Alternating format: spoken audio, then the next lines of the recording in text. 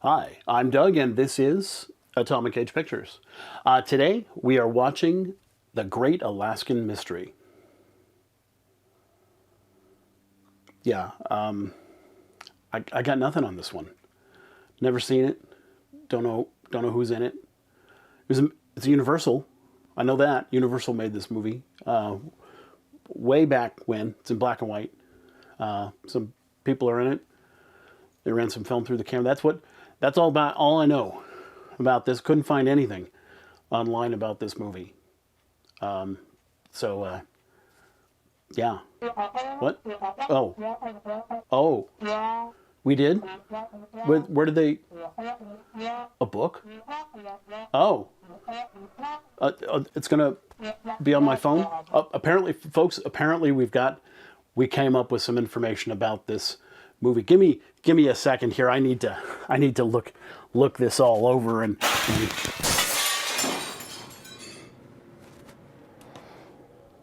okay. So we got a little something for you now.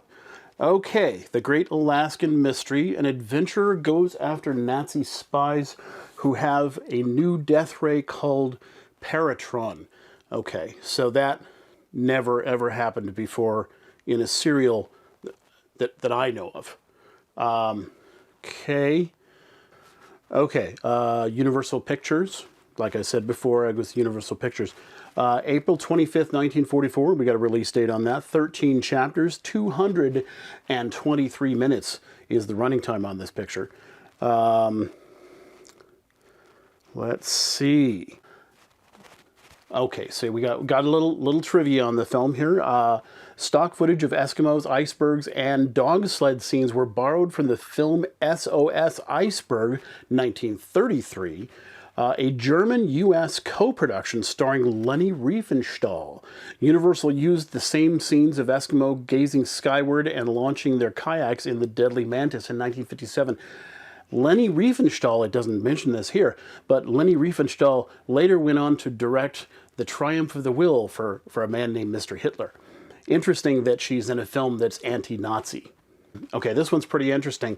The movie stars Milburn Stone. Some of you, if you're old enough, may remember Milburn Stone as Doc from Gunsmoke, and he was in Gunsmoke from 1955 to 1975.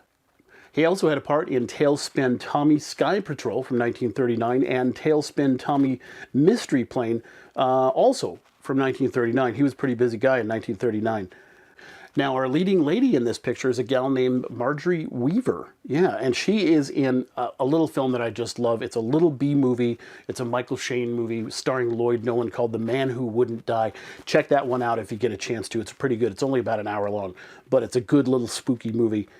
Now, Marjorie Weaver, let me tell you, this gal was busy. From 1938 to 1952, she made 47 movies. And she was in things like Leave It to Blondie and Shadow of Suspicion. Ooh, that sounds good. Haven't seen that one, film noir. And The Great Alaskan Mystery. Amazing. Now, The Great Alaskan Mystery was directed by Lewis Collins and Ray Taylor. They would often put two directors onto a serial so that one of them could tackle one part of the film and the other could do the other. So, example, in this case, Lewis Collins, I don't know this for sure, but Lewis Collins may have tackled all the action scenes while Ray Taylor handled the dialogue. Sometimes they would mix it up like that, or one guy would direct one episode while the other guy would direct another. Usually, though, it was one guy was the action specialist and the other guy was the dialogue guy. Now, Lewis Collins, you want to talk about a busy guy. Lewis Collins directed 127 movies in his career, right up until Jungle Safari, 1956, which is his last film listed. Just Lewis Collins is a B-movie specialist. Lots of westerns in here. Probably nothing you ever heard because they were B-movies, but I got to believe that they're worth watching. Canyon Raiders, Man from Sonora, and his list goes all the way back. I mean, I'm trying to get to the end of his list here. 1922, The Able-Minded Lady, 1922. This guy was making silent pictures. And he made pictures all the way up into the 50s. That's really astonishing. Now let's look at the other guy here, Ray Taylor. It's coming up, folks. Ray Taylor also was the co-director of Jungle Safari in 1956. It's also his last picture listed. And Ray Taylor, he was no slouch himself. He directed 152 pictures before he finished up his career. Again, lots of B-Westerns. They may have directed a lot of these together. I don't know for sure. But again, these guys, you know, these guys directing these pictures for these B units at RKO and Republic and these things, these guys were just workhorses. They'd say, hey, go make a Western, and they would go make a Western, and in a week later, you know, they're done, and they've got this amazing little B film. And they were just cranking them out for their entire careers, and just did some amazing work. Let's give a hand to these guys that were cranking out these action pictures that we love so much. Well, anyway, because I could find so very little about this film, that's what I've got for you today about The Great Alaskan Mystery. I hope you enjoy it. The print is kind of iffy, but there's some really amazing, in my opinion, amazing aerial photography for 1944. Not only is it aerial photography, but it's aerial photography in Alaska, I'm assuming, is where they filmed this stuff, with icebergs and the airplanes are flying around them. Pretty amazing stuff, I think. I think you're going to enjoy this one. Lots of action. Like I said, they did pull some stock footage from this film from 1933, but I don't think that hurts the film at all. A lot of people think this is kind of a mediocre entry, but I think it's pretty good. I think it's got a lot of action and a lot of adventure. Hope you enjoy it. The Great Alaskan Mystery.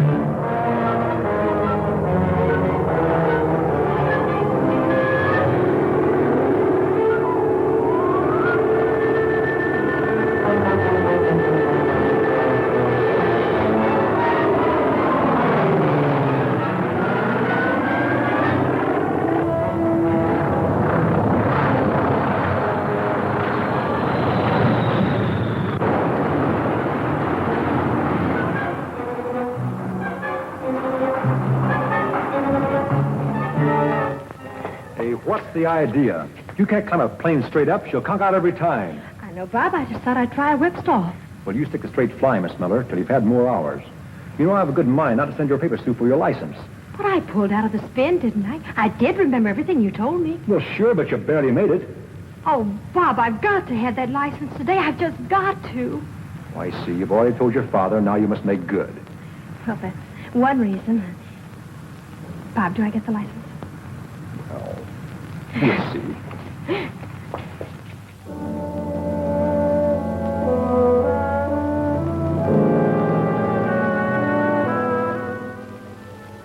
How far away shall I hold the receiver, Dr. Miller? Halfway across the room, Dr. House. We'll shorten the distance and hope for better results.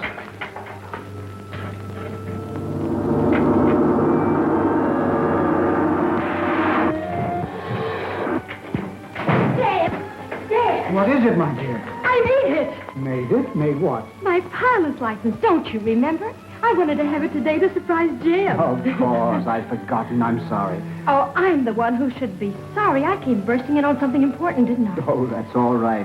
You and Dr. House go right ahead, Dad. Mind if I watch until Jim comes? Certainly not, my dear. Certainly not. That must be Jim. Turn it off, Dad.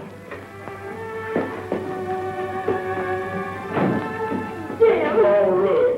Dad, he's here. Well, how are you, my lad? Fine, monsieur. I thought you were in uniform. Well, I was. I have a medical discharge. Medical discharge. Father, don't you remember? I told you Jim was wounded at Guadalcanal flying for the Marines and cited for bravery, too. Of course, of course. Oh, I beg your pardon, Doctor. This is Jim Hudson. Jim, Dr. House, Dad's assistant. Hello. How do you do? Jim is the son of one of my best friends, old Roaring Bill Hudson, owner of a famous gun sight mine in Alaska. Well, what are you working on, sir? We're attempting to transmit physical substance by light wave. We almost have it, but so far we've been unable to hit upon an element strong enough or powerful enough to counteract the pull of gravity. Well, that's amazing. And I call it the Paratron. Well, would you mind very much, sir, if I stayed and watched you work? Not at all. You and Ruth stand over there. Well, thank you, sir.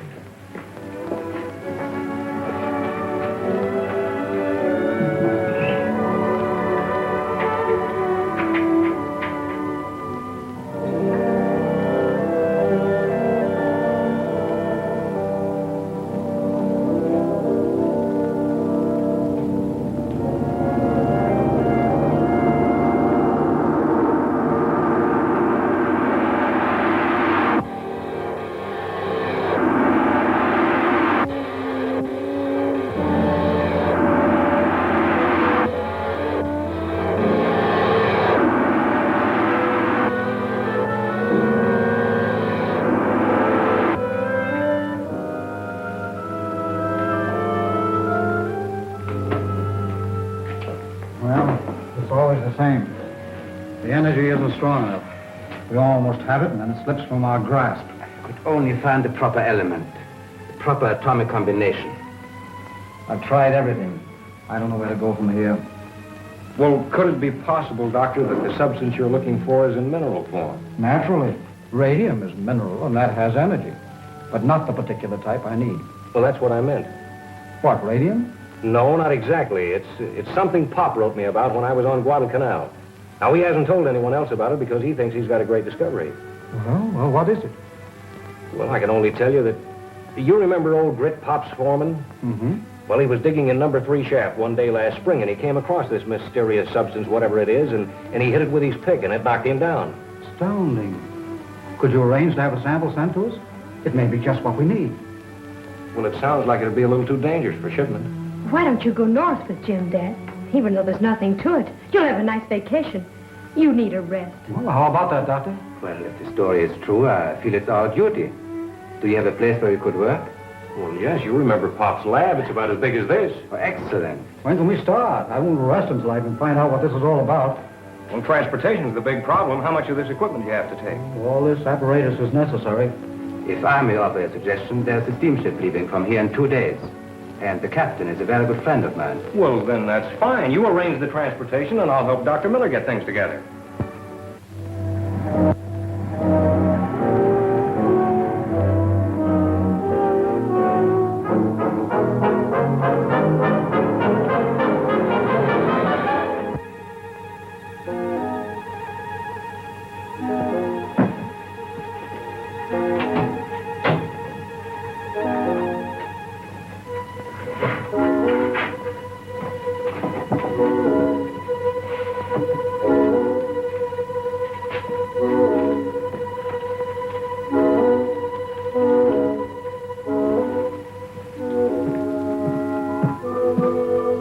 Just got word from headquarters. We're going through with everything the way I wanted it. But I've told you the real secret of the invention is only known to Miller. Thought you said you could figure this Paratron out. If you could take it apart and examine it. Yes, I'm sure I could.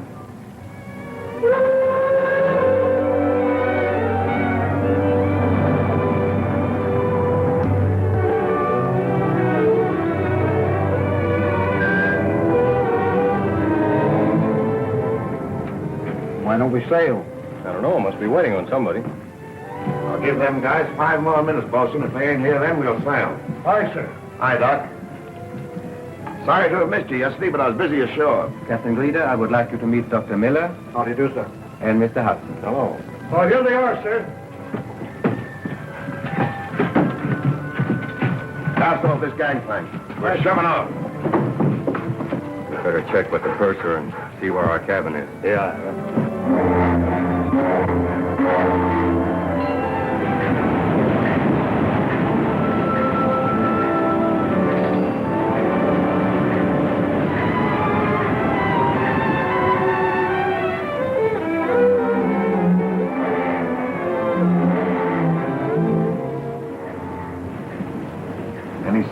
fog lifting? No, Captain. I think we ought to lay to until it does. This is the season for icebergs. No. We're too far south for bergs. Keep her steady as she goes. Aye, aye. What's the matter? You nervous, Dr. House? Well, it's 2 men who came aboard. I wonder who they are. They really keep to themselves, don't they?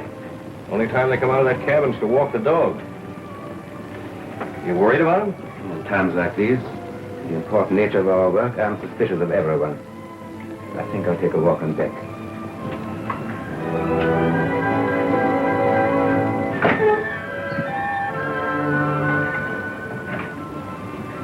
He's really jumpy, isn't he? Is he? I haven't noticed.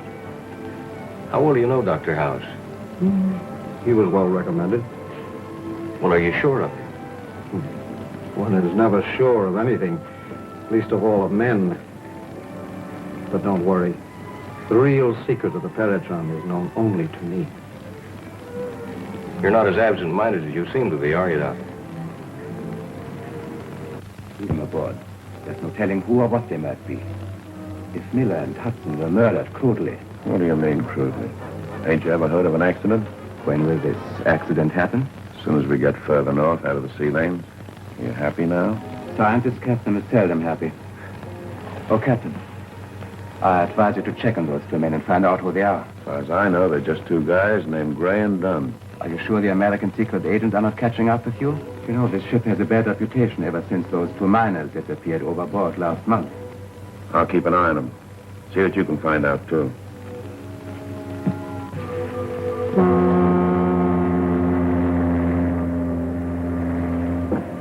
And we've been passing ice floes all evening, Captain. And that means icebergs. All right. Lay to until morning. Aye, aye, sir.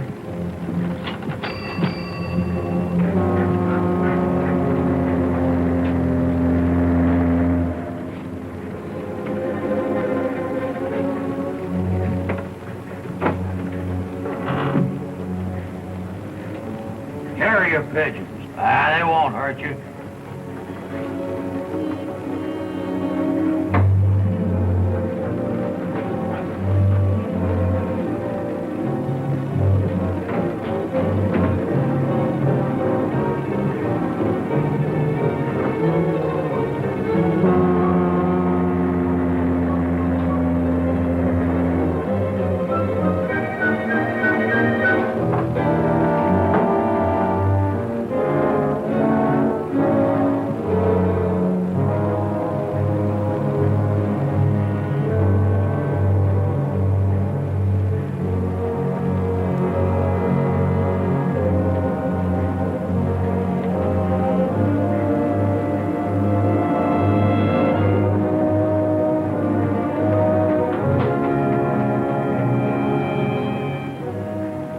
I thought it was strange the captain has carrier pigeons on board and is keeping it a secret. I don't know. Carrier pigeons are a respectable hobby. Maybe so, but we were wondering why Greeter doesn't send his messages by radio. Probably part of his hobby. Does seem kind of strange, though, doesn't it? I don't understand it. Well, I wouldn't give it a thought. Well, gentlemen, I'm tired. I think I'll take a little walk around the deck and then go to bed. Well, I thought you'd like to know. Yeah, well, thanks, Dunn. Dunn discovered the pigeons. He saw you send the message. I'm sure now that he is an American agent. You go back to your cabin. I'll handle this.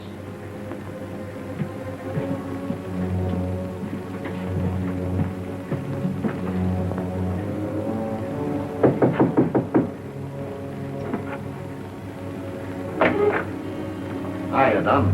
Howdy, Captain. I'd like to have a little talk with you, if you don't mind. Sure.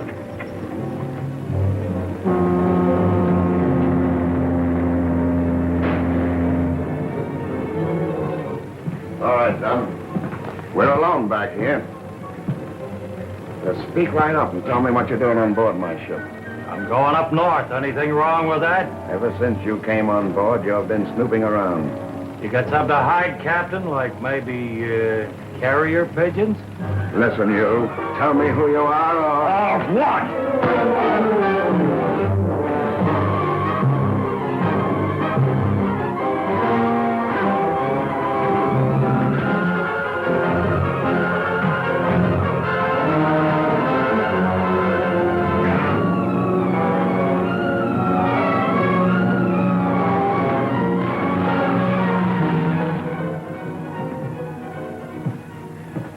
the engine room. We're proceeding at 5 knots, bosun. But, Captain, you can't move with them icebergs out there. I'm giving the orders here.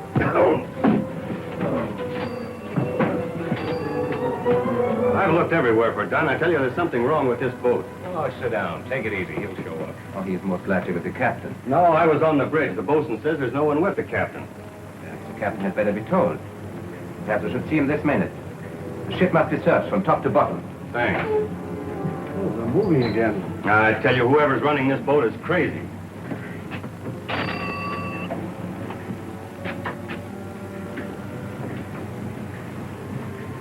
What happened to Dunn?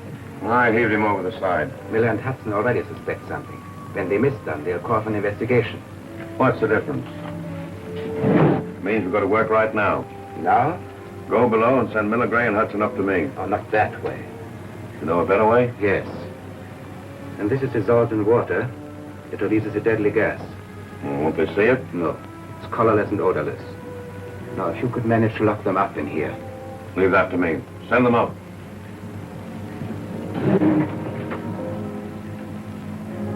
I wouldn't be too hasty in accusing the captain. Mr. Gray's a friend of Dr. House, you know. The captain would like to see you, gentlemen.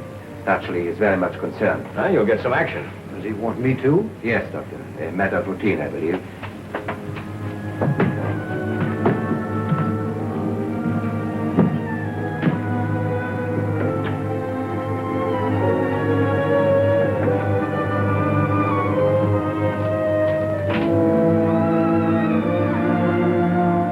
So, in view of the fact that there's a passenger missing from my ship, I'm going to hold you three until I get to the bottom of this. Clever, aren't you, Captain? We don't know anything about it. Well, it's all ridiculous. Gentlemen, make yourselves comfortable until I get back.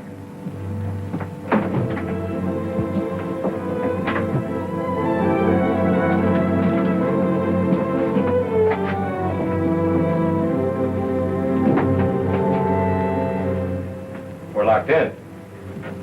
What is this, a frame-up?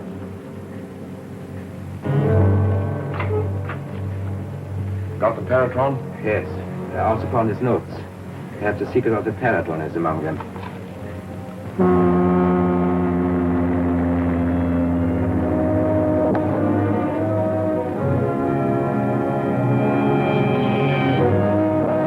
Iceberg! Dead ahead!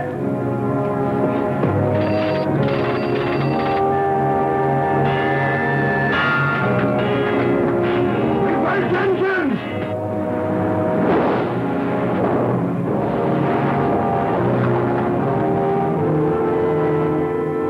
We're gonna crash! Let's get out of here!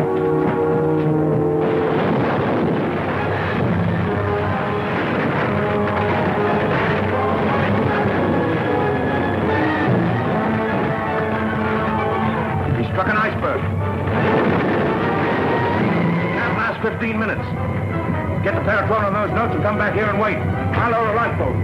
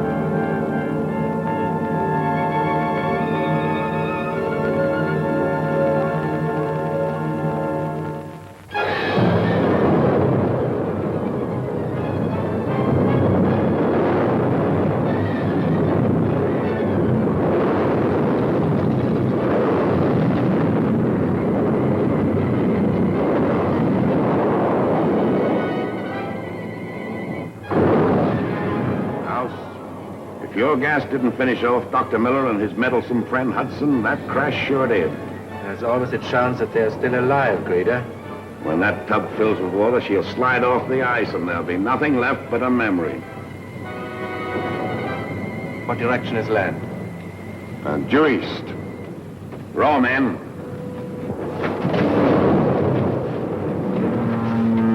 Hey, you all right, Dr. Miller? Yes, fine. Look after Gray. Hey, can you get out of there, fella? Yeah.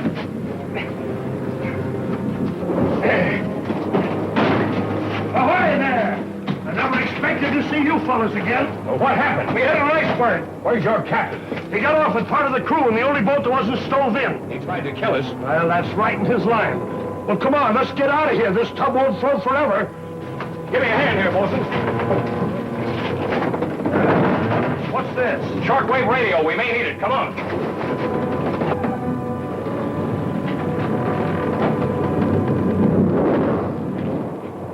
Looks like this is it, gentlemen. Oh, no. We're not dead yet. This is a pretty big bird we hit. We can float around on here for days. Now you're talking. Let's go. Now, wait a minute. Better round up all the food and equipment we can carry. She's starting to slide off the ice. Go search the galley for food. See what you can find. I have some fur clothing and Arctic gear in my cabin. Go get it. We better see what's left in our cabin. My Paratron, my notes.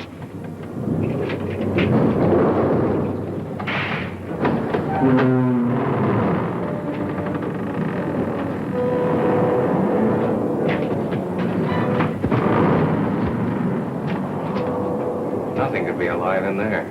Poor Dr. House. He was a fine scientist. Looks like the finish of the Paratron, too. Yes, I'll have to start all over again. Sorry, Doc.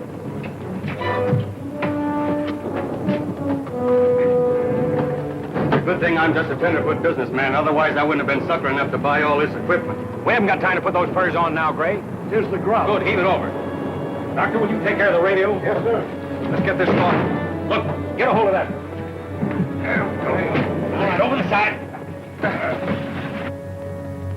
Nobody's ever flown beyond this point. Well, I'll take that chance. Some of them may be marooned on icebergs. My father, perhaps.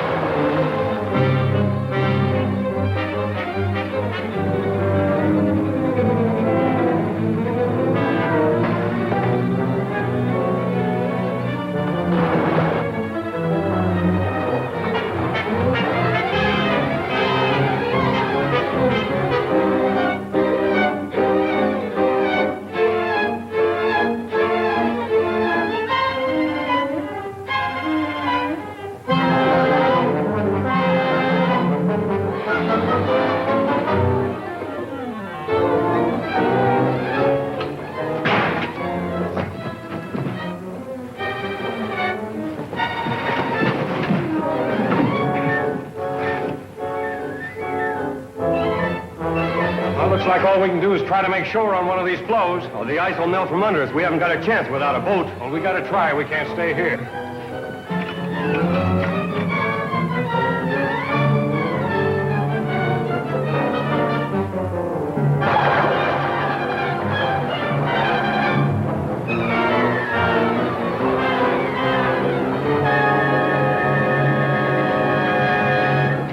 This flow's about ready to crack to pieces. We'll never make it. We'd better make it. Look, we head for that big iceberg right over there.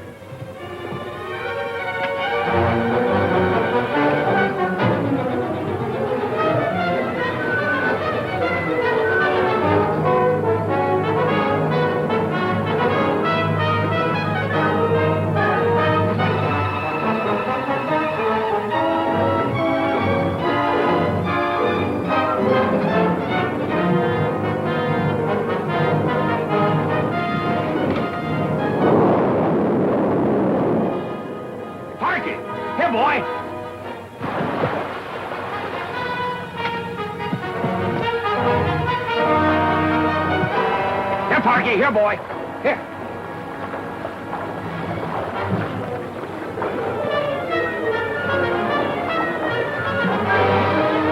Parky's done for. The bear's got his scent. No, he's not a goner yet. Give me that ski. Here.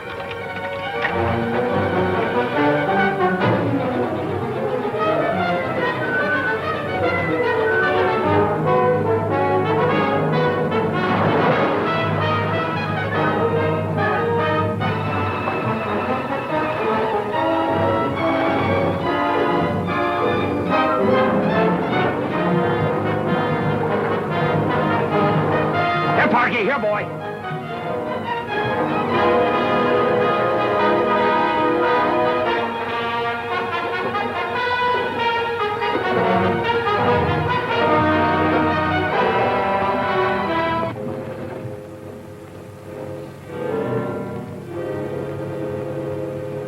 Looks like a village, all right. Probably Eskimos. So we are safe at last? Pretty close, anyway. All right, men. Start rowing.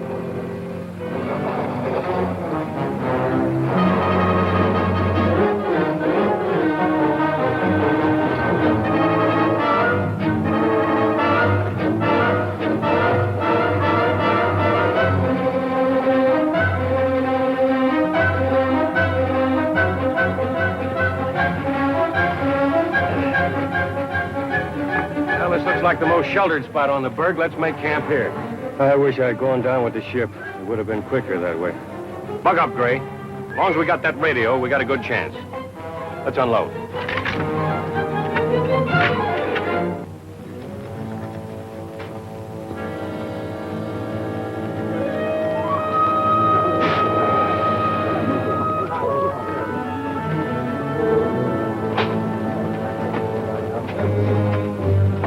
Is this the chief?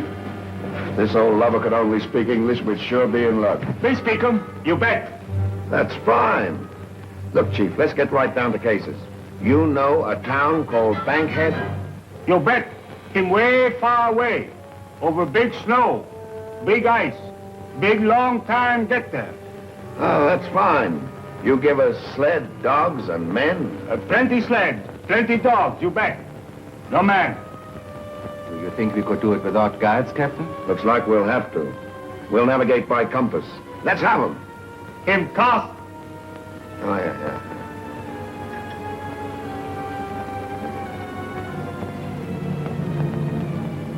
Him cost pretty big. You bet. Well, come on, men. Dig up.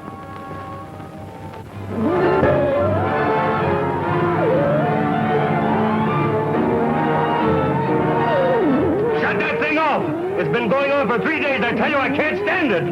I know it's tough, Gray, but as long as these batteries last, it's our only hope. It's better than listening to the silence. It's the only way. We're drifting steadily out to the open sea. Reaching shore is no longer possible.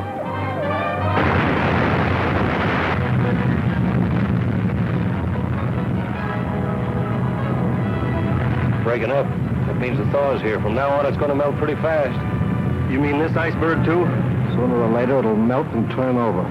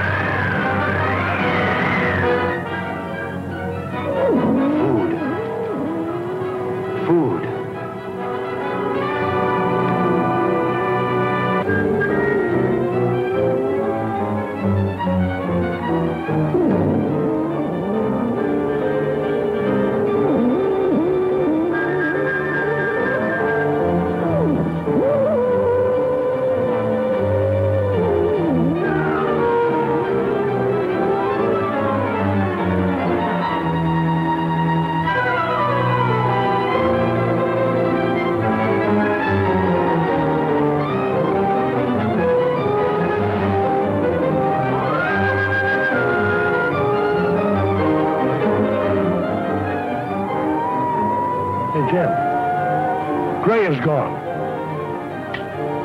Well, we better find him. Don't tell him what he'll do.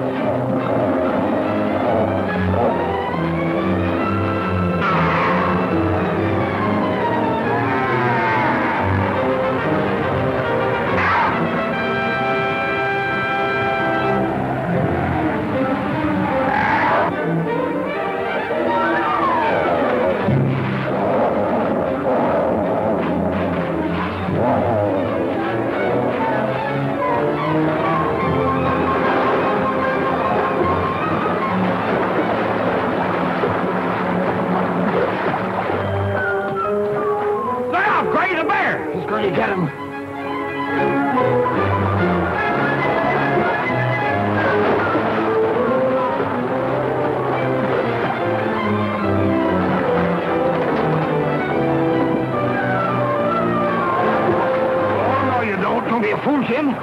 Too late.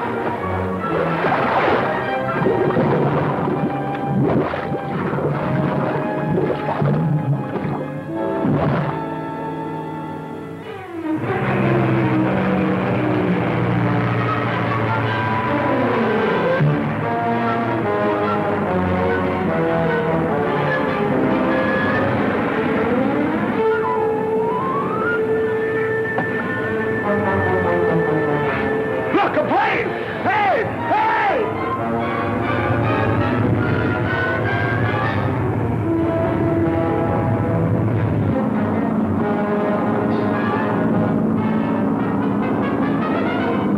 Hey! Boston! Set fire to the tent! Let's contact him by radio.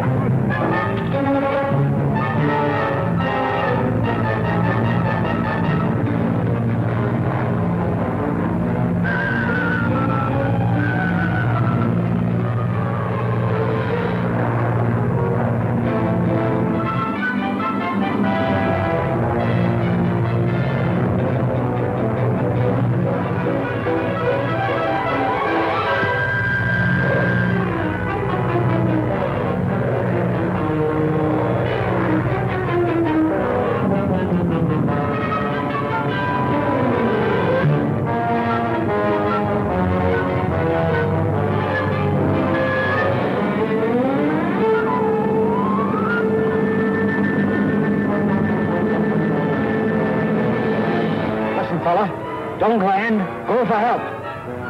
Don't land. Go for help. Dad! It's Ruth! Ruth! Ruth, this is Jim. Listen. Don't try to land. Do not try to land.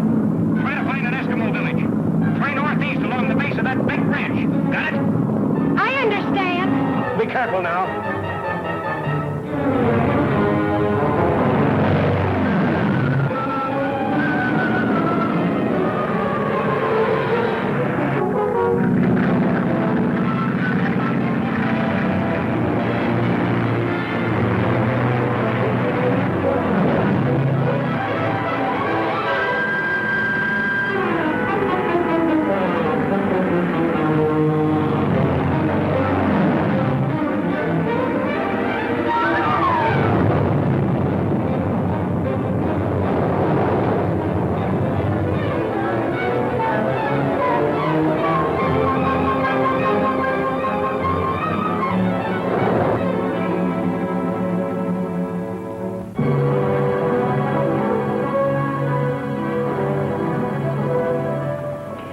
I hope your daughter finds that Eskimo village.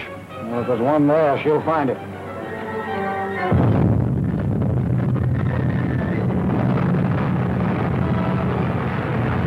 We're turning over. Another piece like that breaks off, we're gunners. Oh, I hope those Eskimos have speedboats.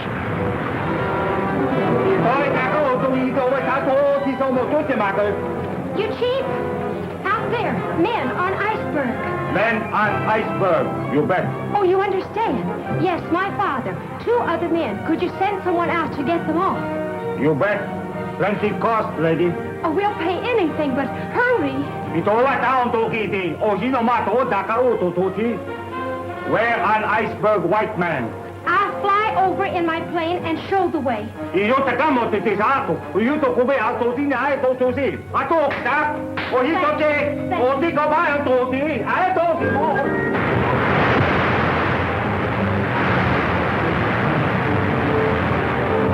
is it. She's cracking up.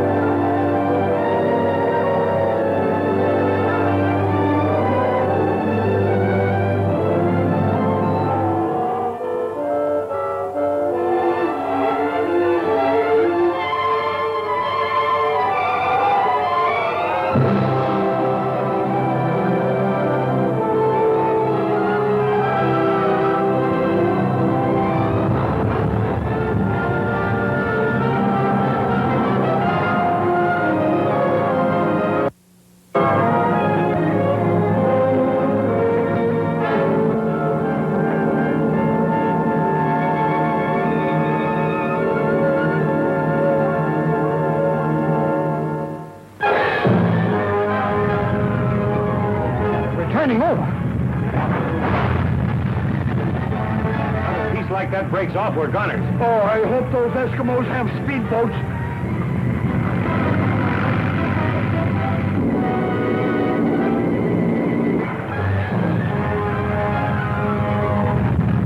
This is it. She's cracking up.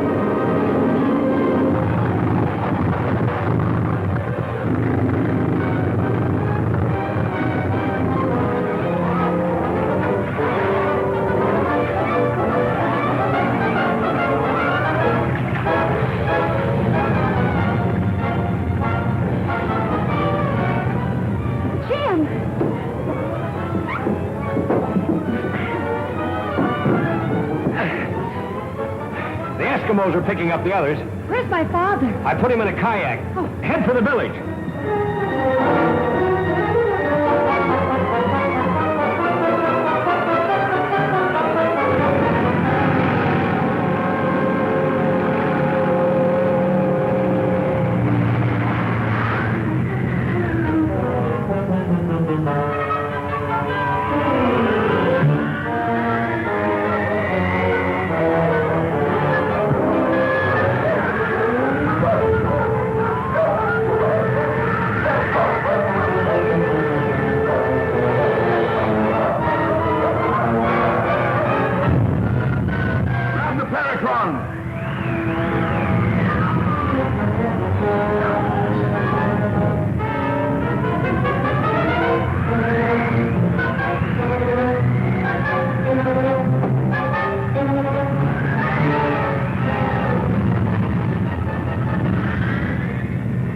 Well, anyway, we didn't lose a Paratron. 2 men have fallen to their deaths, and you feel nothing. How about the briefcase with those notes? It's gone. You think you can figure out the Paratron without them? I don't know. Perhaps. Well, anyway, we can't cross the glacier without dog and sled. We'd better go back to the Eskimo village.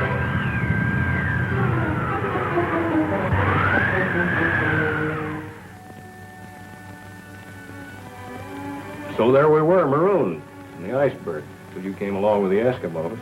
Just in time, too. Just like an angel of mercy. You know what I can't figure out is what was going on board that boat. What happened to Dunn, and why? Why was that poison gas loose in the cabin? You get out of those wet things and get some sleep before you take pneumonia. Don't worry about me. I used to go swimming with icebergs every morning before a reveille. Yeah, he's a tough guy. Nothing ever happens to him. Hey, what's on here? Is he all right? Yeah, just plumb exhausted. Needs some sleep. Well, see to it that you get some yourself. Yes, miss. I'll go check on Dad again. Yes, miss.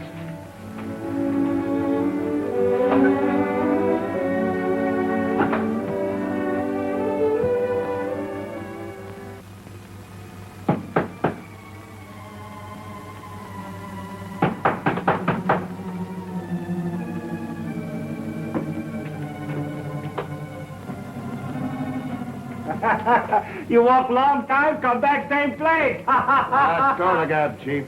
We're starting out again in the morning with a new outfit. All we want now is some grub and a place to sleep. More white man come. You go see. Look, all we want... What did you say? More white man come from iceberg. In house. There. You think it could be? It's impossible. Lady, white lady come. Fly in air like bird. Eskimo go in kayak. Oh, never mind all that. Show us where they are. I show.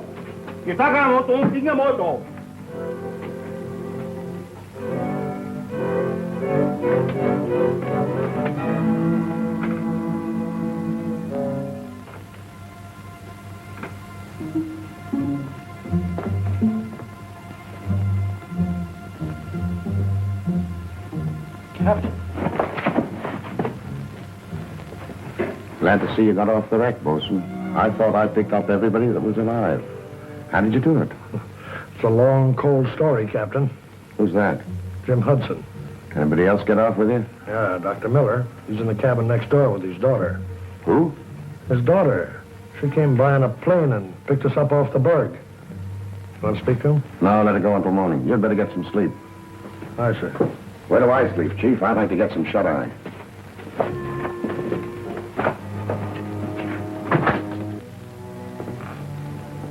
If we had not lost Dr. Miller's notes, it would have been different. But now that we found him alive, he must be kept alive. And the others? We will have to dispose of them. Distasteful but necessary. What are you so touchy about? That's my department, ain't it? What's worrying me is this time it won't seem so accidental. We must impress the chief with the fact that his tribe will be blamed if the white authorities ever find out. Well, then better get to work. Just a moment, Captain. First, my disguise. Forget it. They'll all be dead by morning except Doc, and we're taking him with us. You said that once before, and they're still alive. It's better if they continue to think that I am dead. You masterminds sure ain't taking any chances, are you? Sit down. I'll fix you up.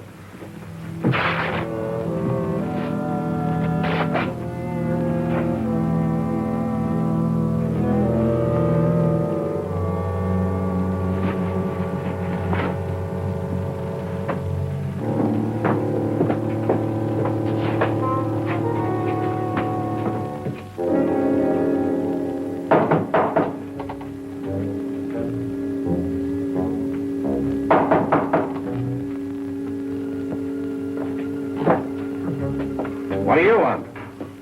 Oh, I couldn't sleep, Captain. I've been worrying about how we're all going to get out of here. Figure we might as well talk it over now. Sure. A couple of things bothering me about you. How do you mean that? Just how much do you know about Jim Hudson and Doc Miller? A couple of nice guys, as far as I know. What are you getting at, Captain? They're murderers. They killed Dan and tossed his body overboard. Are you sure? I'm telling you, ain't I? They're a bunch of criminals, and I'm seeing to it that they're brought to justice. What I want to know is, whose side are you on?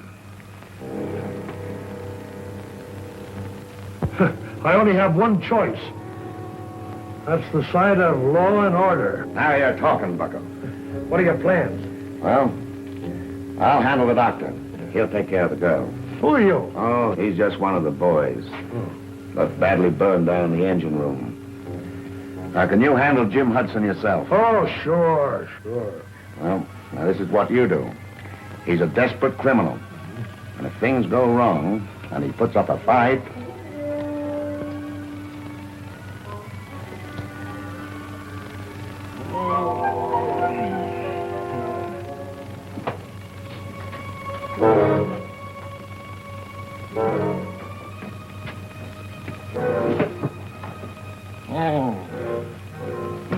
What's the idea?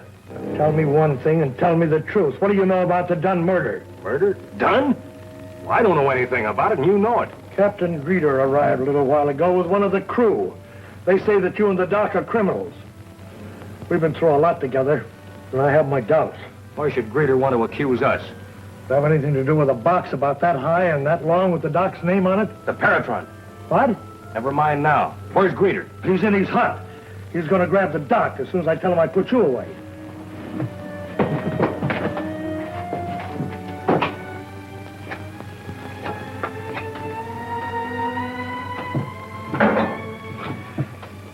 This'll take care of him.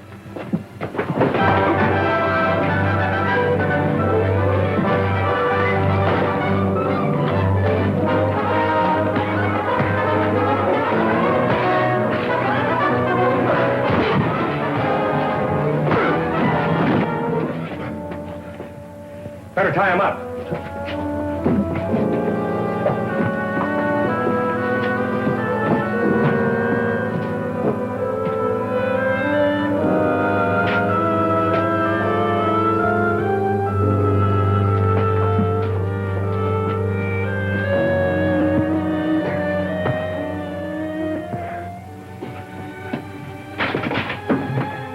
Yeah, That's the Paratron, all right. Hey, what is that thing? It's a secret invention of Dr. Miller's. You don't know it, Bosun, but you did your country a great service when you didn't slit my throat. I figured you were the right kind of a guy.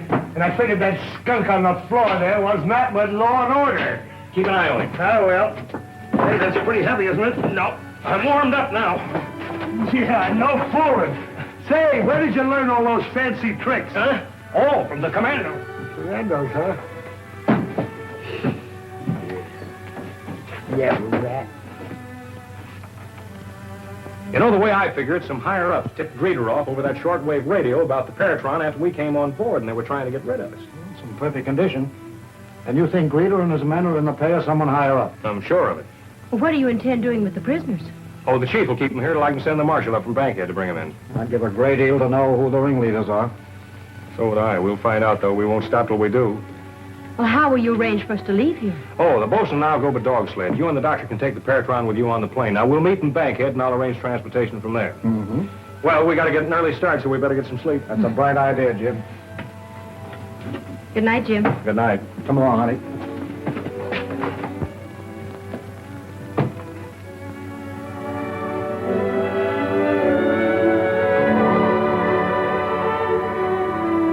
That's right. Gun sight mine.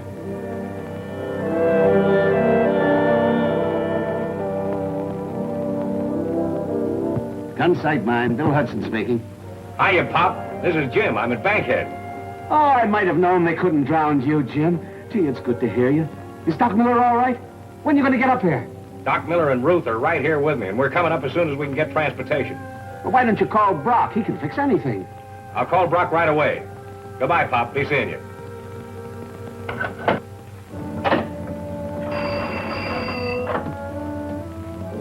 Get me Mr. Brock in Saskatch. That's right.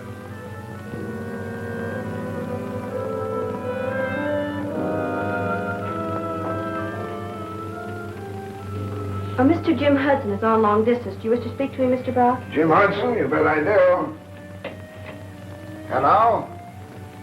Jim, my boy, well, this is a surprise. It's great to know you're still alive after that tragic shipwreck. Was anyone else saved? Oh, yes. Dr. Miller, the ship's captain, 3 members of the crew. By the way, Captain Greeter and a pal of his turned out to be would-be murderers. Why, that's terrible. Certainly, I'll have the marshal go right out to that village and place him under arrest. Where are you now? Well, that's what I called you about. I'm in Bankhead trying to get home. I was wondering if you could arrange to put me and a party of 3 aboard that evening transport plane out of here. Why, I think so. Have you much baggage? I see, just 2 large wooden cases, huh? Well, I'll arrange it. Not at all, my boy. So long.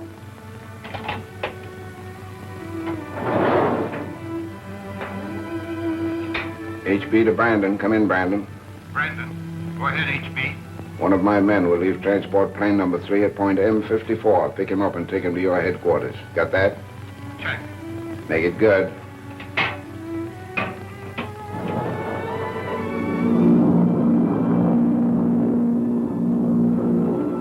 You were lucky to get transportation like this with such short notice. No trouble at all. This Mr. Brock's a good friend of Dad's and a big shot up here, too. He just about runs things up in this part of the country.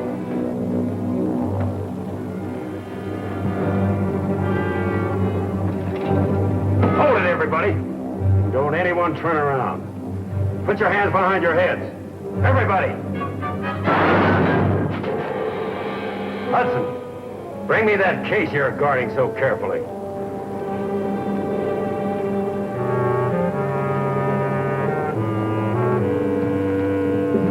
Sounded like a shot, didn't it? Sure did. Better take over. I'll go have a look.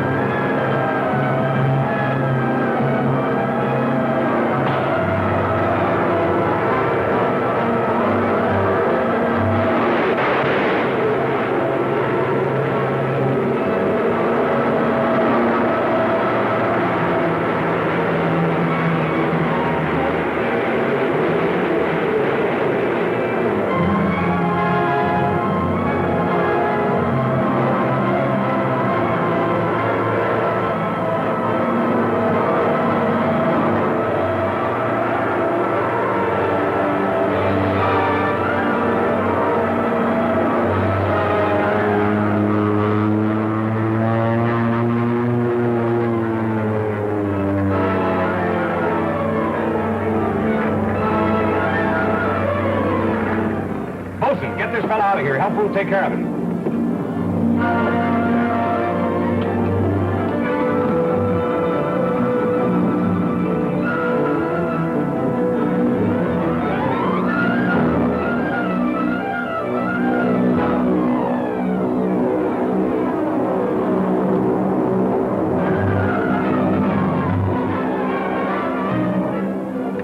Flight 3 to airport. Flight 3 to airport. Come in, Saskatchewan Airport. Hello, airport. Okay to land? We're coming in. Stand by with crash wagon and doctor. We've 2 wounded men aboard.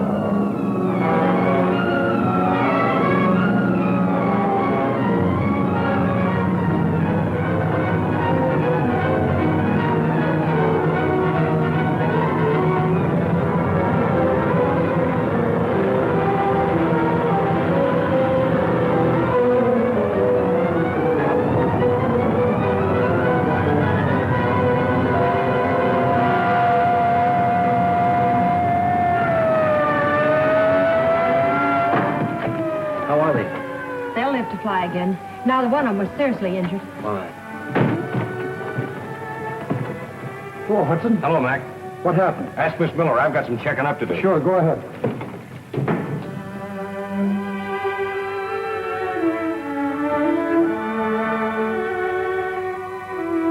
Brock talking. Go ahead, Galtman. We put Kruger on the transport without any trouble. He'll get Miller's invention and bail out as ordered. Right. I've notified Brandon to pick him up.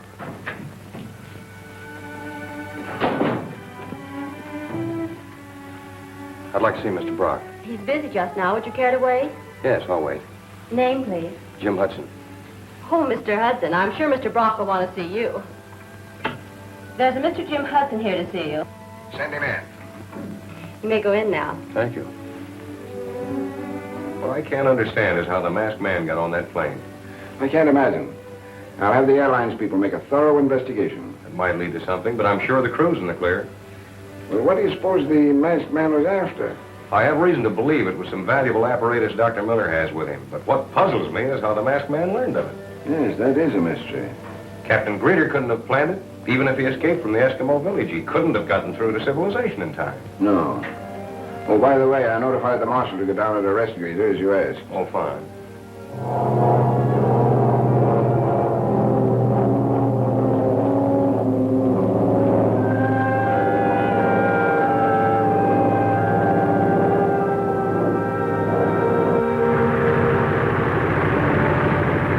Remember Brock's orders, boys. Act like respectable officers of the law. If the Eskimos give us any trouble, we let them have it. Well, I guess all we can do for the moment is sit tight. I have a hunch the mystery man will be popping up again. It's too bad, but war always seems to bring an increase in lawlessness. I've been thinking of calling a meeting to discuss local defense. Not a bad idea.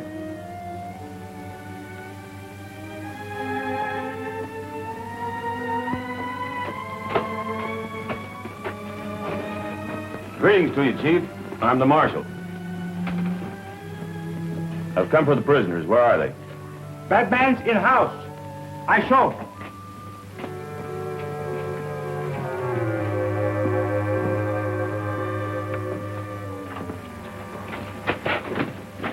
These bad mans. Guards go now? Yeah, I'll get rid of your guards. Hagel, this is swell. When I heard the plane, I thought it was the real marshal. Brock's too smart to let that happen. This is Dr. House? Yeah. Greeter, you're to keep undercover. I'll drop you off in Bankhead. And you'd better put these on.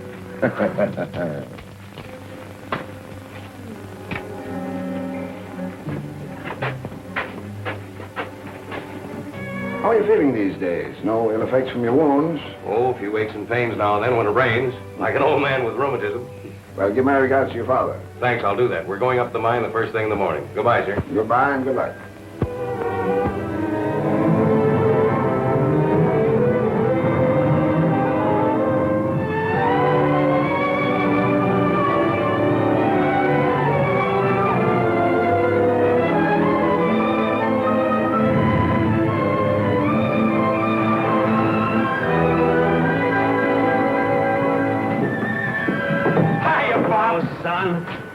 Glad to see you. Hello, Doc. Bill, how are you? Well, don't tell me this is Ruth. This is Ruth.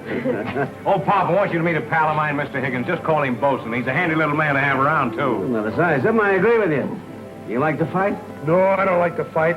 That's why I like to get it over with in a hurry. Come on inside. Give me the lowdown. I stopped in town long enough to thank Mr. Brock, then we came on up here. That's about all there is to it. About all. Well, it's not exactly what I'd call a dull trip. It burns me up, that's what it does. What does, Mr. Hudson? In fact, I missed all the fun. Makes my story about hijackers sound kind of sick. Hijackers? You been having trouble, Bill? Oh, a little the past few days. Lost a couple of loads of pay dirt. That's kind of funny. You've never had any trouble like that before, have you, Pop? No. I wonder if that could tie in with the people who've been after you, Doc. Is it possible they already know about this ore you came up here to experiment with? It's possible. Though I, for one, don't intend wasting time in idle speculation. What I want is a look at that energized quartz you have around here, Bill. Oh, come on. I'll show it to you right now. Fine. All right.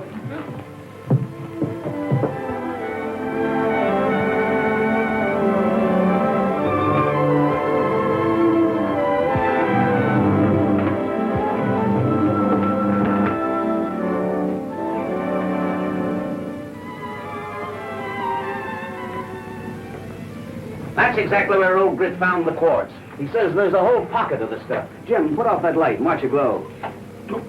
Well, whoa. That's amazing.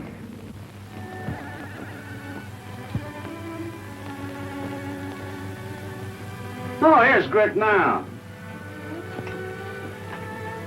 Folks, this is Grit Hartman. How are you, Grit? Hello, Grit. Hi, folks. Bosun Grit. Hello. How are you? Grit's the one who discovered the quartz. Oh. He'll tell you all about it. Yeah, the day I do. Watch out, Doc. Don't touch that stuff. It'll knock you for a loop. That's the way I found it. I was in here digging for pay dirt one day, and all of a sudden my pick struck something and it knocked me clean across this tunnel for 20 feet.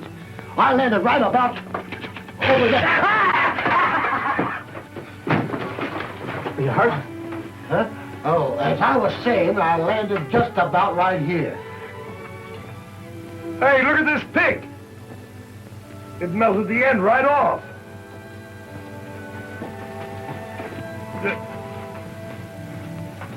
Well, that is really amazing. Whoa, Doc! Not that way! It'll kick you the same as it did me. If you have a go at a little bit at a time, it won't kick your ears better. Here, I'll show you. Hey! See what I mean? Here, Doc. Use my glove. Thank you.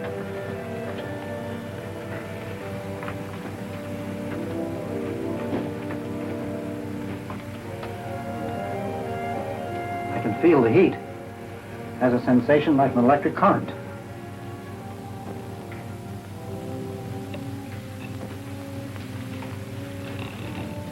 What's the verdict, Doc? I don't know. It doesn't come under any of the known classifications. Well, then it's a discovery. Absolutely. Well, what about the Paratron? Do you think it'll make it work? I have a feeling it may.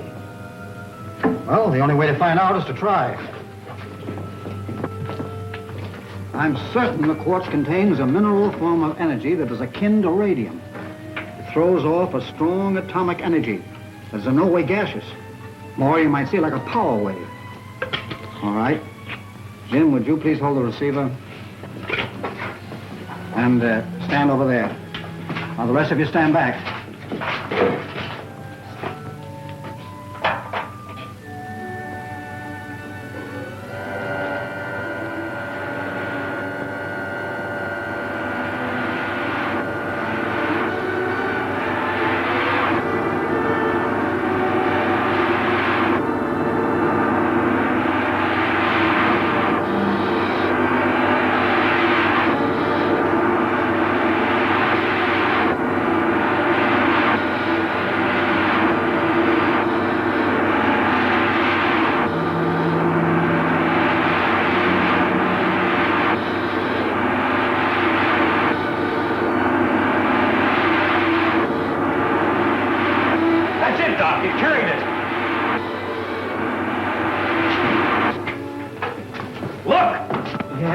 Yes, it's there. With enough of this energized quartz, perhaps in concentrated form, We may be able to send it for miles. Bill, do you think you could start mining this for me right away? Why not? I may need tons of it. Who knows what energy a ton may contain if concentrated into a pound? This may be the basic secret of atomic energy. If it were not for this lack of energy, the paraton would work successfully. Then you feel that with the mineral they've discovered at the Hudson mine, the doctor may have an answer to his problem? Yes, that's my opinion. For that reason, and because Dr. Miller is the only person who knows the real secret, I insist that he must be kept alive. At least until he completes the experiment. Maybe you're right. Perhaps we'd better let old Bill Hudson alone for a while, throw them off the scent. Yes, I think it would be much wiser. Well, I'll get in touch with Brandon, call him off. And what is supposed to have happened to me? You're supposed to be dead. You better lie low for a while. Point C2 receiving. Brandon? No, this is Kurtz. Let me speak to Brandon. He's not here. Our man at the Hudson mines tipped us off there were 2 truckloads of that pay dirt coming down, so Brandon went out to get it. Who gave him the orders? You did, boss. And Brandon thought there might be some of that high voltage rock on them trucks. That was last week, you idiot. Now you get out and stop Brandon before he reaches the trucks. Too late, boss. They're due to be coming down now.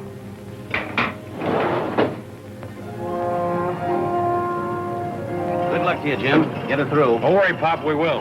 And you see to it that he doesn't take any chances. You know me, miss. I hate trouble.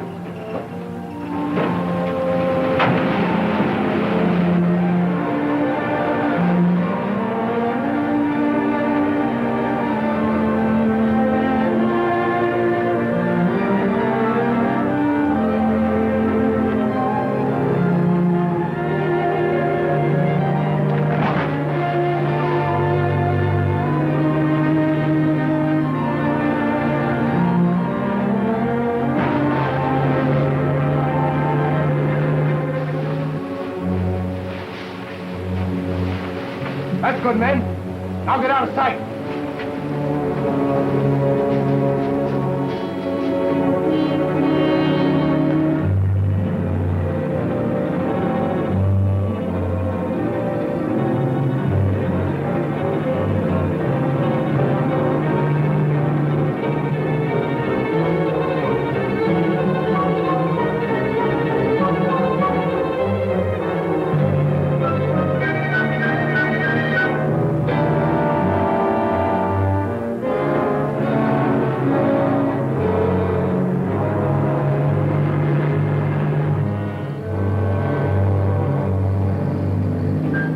This is it, Bolton. Well, you're going to stop, aren't you? No.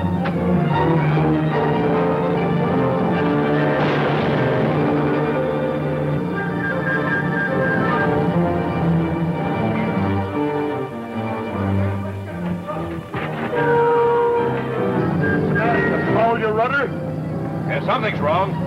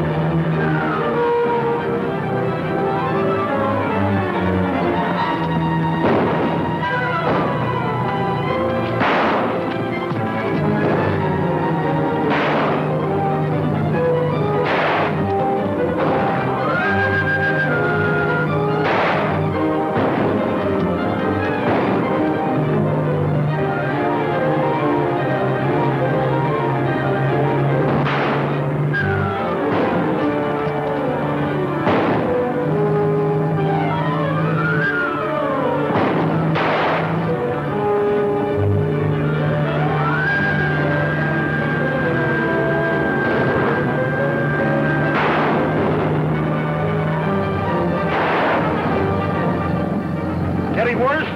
Yeah, I think the steering gear's busted.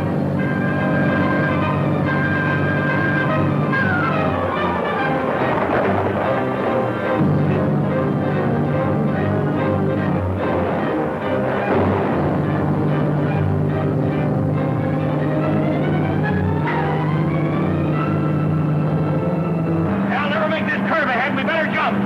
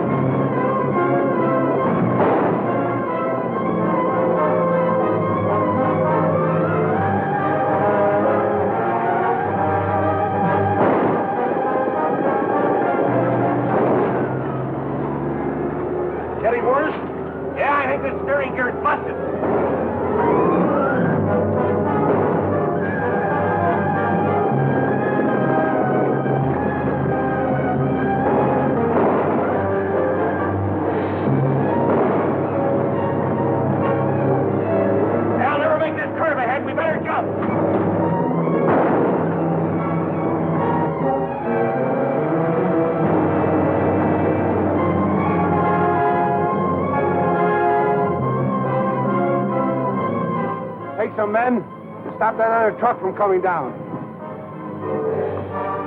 Looks like Hudson's truck is out of control. Come on.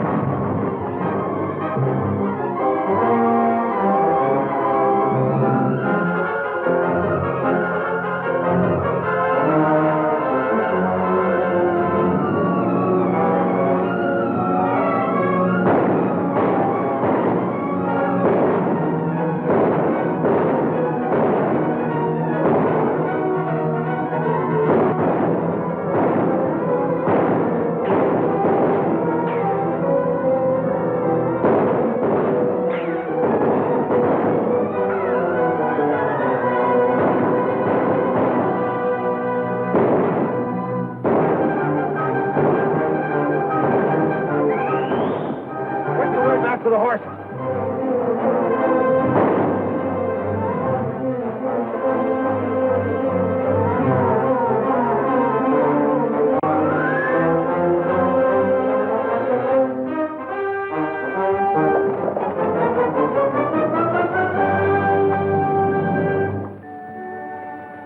Jimmy.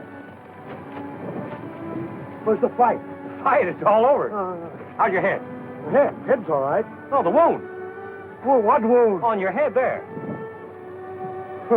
Good thing it hit me in the head, otherwise it would have hurt. Let's see what's wrong with the truck.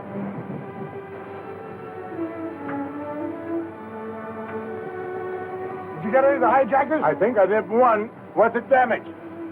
Broken steering knuckle. Load some of this high grade on the other truck. We'll go on into Saskatchewan. Righto. What's the matter with you? You tired? Oh.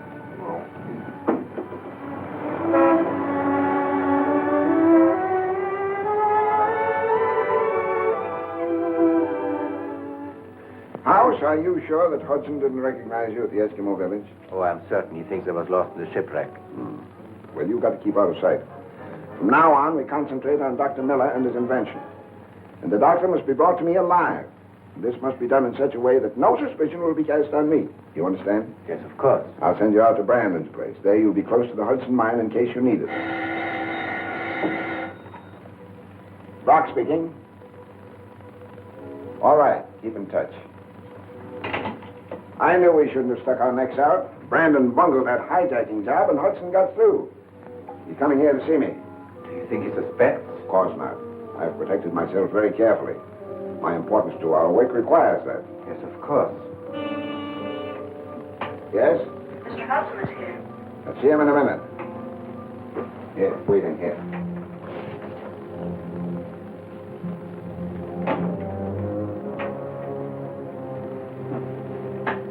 All right, send him in.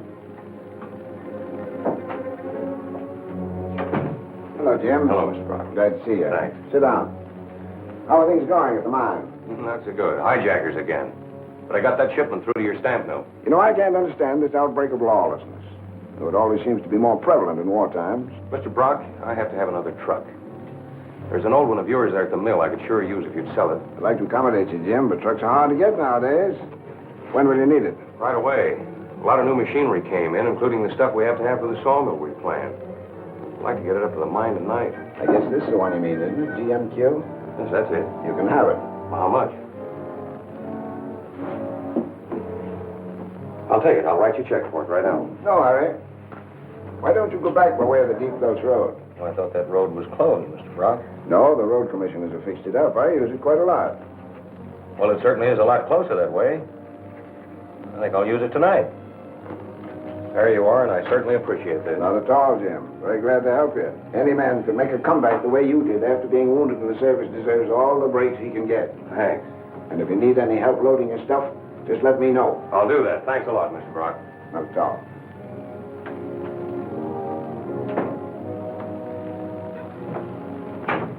I thought you were laying off the Hudson outfit. I am. That is, anything violent. But if Jim Hudson should meet with a fatal accident on his way back to the mine, that'd be too bad, wouldn't it? Here, Ruth. Are you sure I can buy all this equipment in Saskatchewan? Certainly. You're going to look Jim up anyway. He'll show you where to go. I mean, if he got there safely. Nah, he made it all right. Well, I'm on my way, Dad. All right, now drive carefully. Bye. Goodbye, Deb.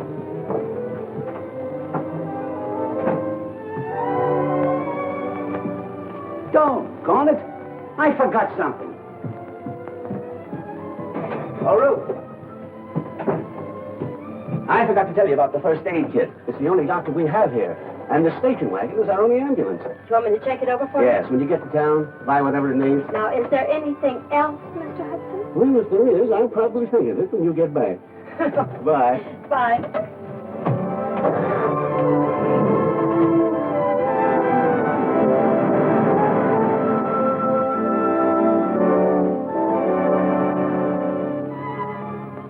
I don't care how long it takes. We've got to find Pete before somebody else does and identifies him. Now, we'll go back up the road toward the mine. Spread out a little and keep your eyes peeled.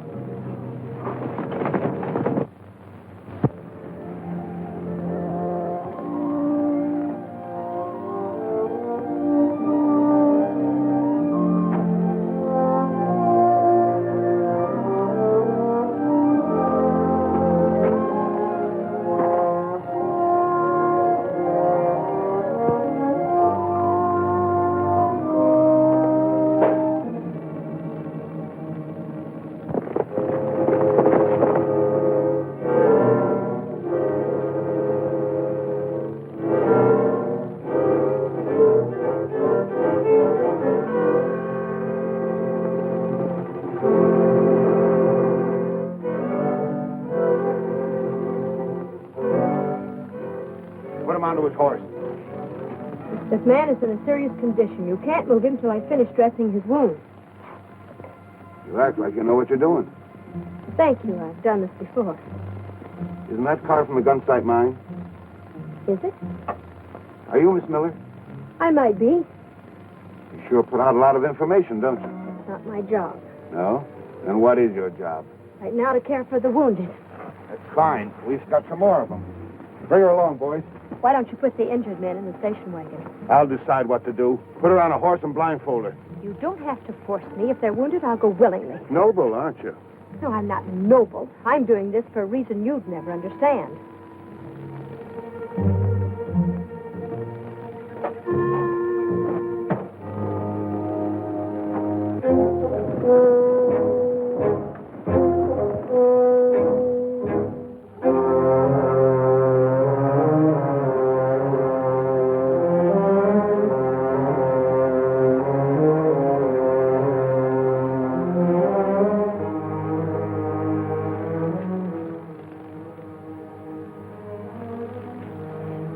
That man will help you. I'll need some alcohol to dress this man's wounds. That's a good idea. I could use a little snort myself. I want it for sterilizing. You mean you're going to waste good liquor? Get it. Okay.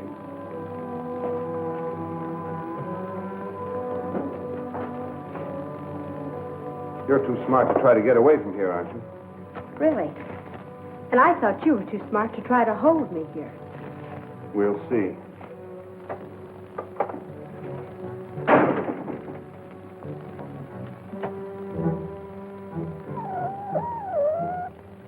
VR to HB. VR to HB. Come in, HB. Young Hudson gave us the slip again, Chief, but I think we... From now on, don't try anything till you hear from me. I'm sorry, Chief. By the way, we've got Miller's daughter here. What? Why, of all the stupid things. Couldn't help it. She found Pete and could identify him. Well, the only thing to do now is to get rid of her and get this set up for tonight. Jim Hudson will be coming up Deep Gulch Road.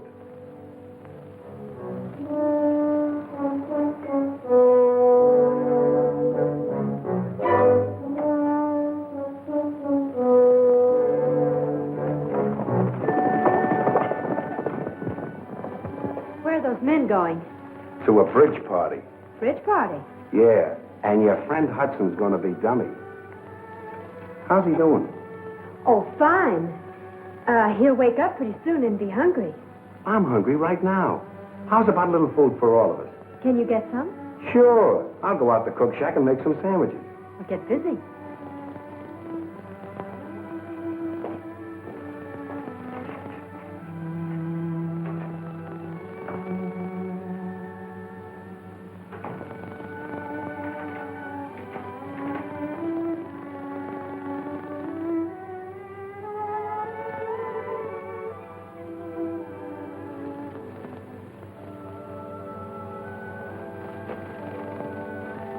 When we hit the deep gulch road, we'll stretch out to half-mile intervals.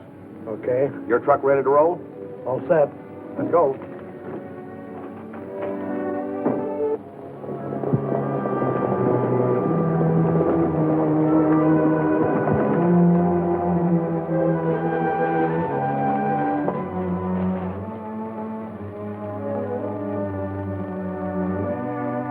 We'll cut the cables on this side.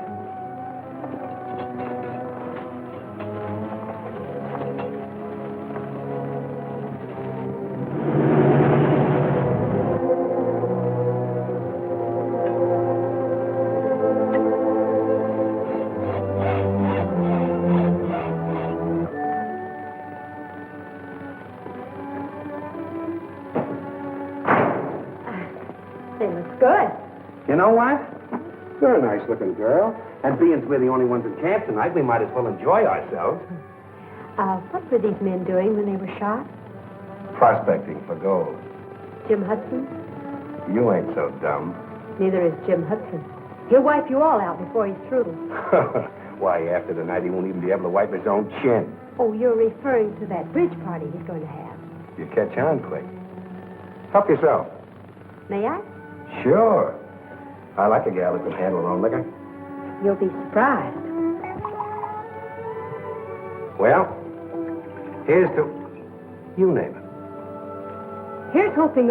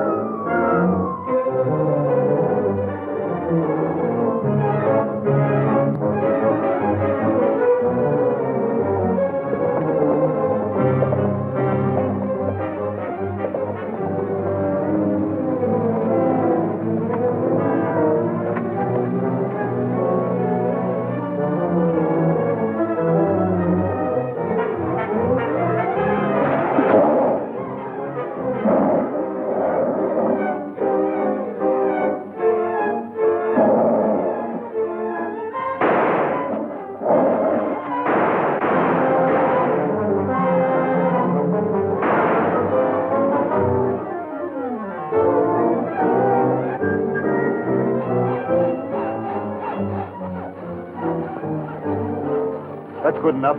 The weight of the truck will do the rest.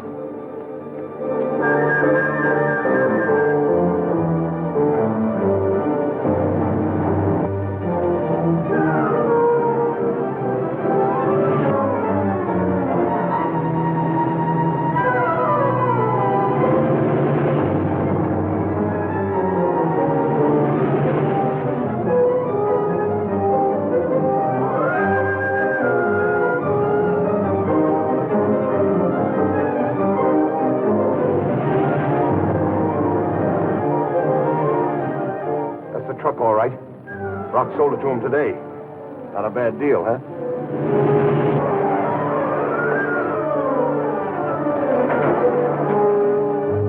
Why, Miss Ruth, what... Listen, is Jim driving that truck up ahead? Well, yes, but... Well, then we got to catch him.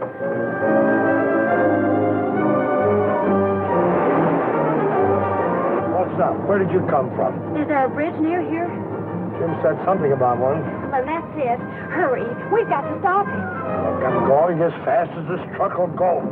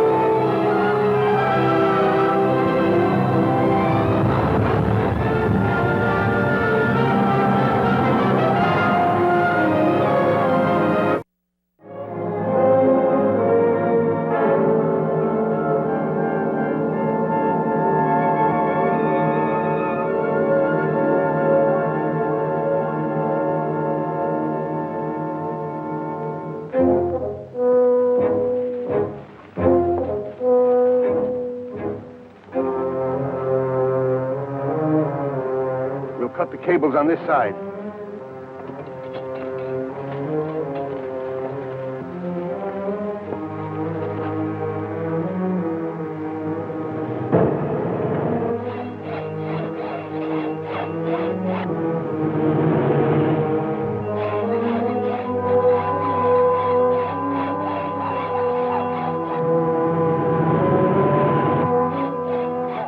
That's good enough. The weight of the truck will do the rest.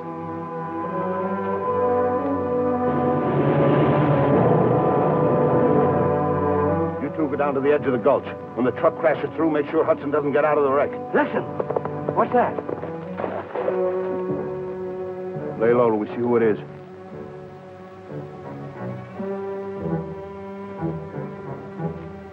It's Cal. The Miller girl got away. What? I met Kurt. She was looking for her. Stupid fool. She'll have the law on us and lead them right to the hideout. Scatter and comb the neighborhood. We've got to find her. Wait.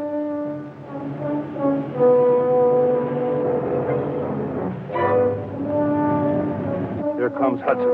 Better take care of him first.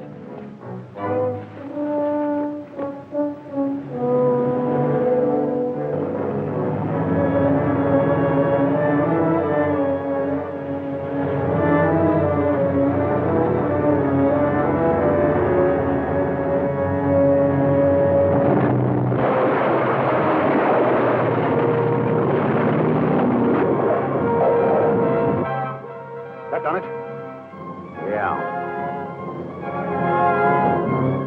See anything moving?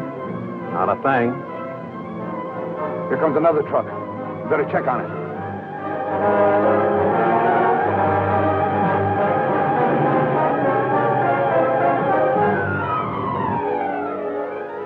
It's wrecked.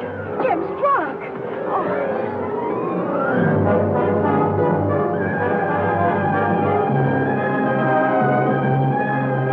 Isn't that the Miller girl? They must have picked her up down the road. Give me that rifle.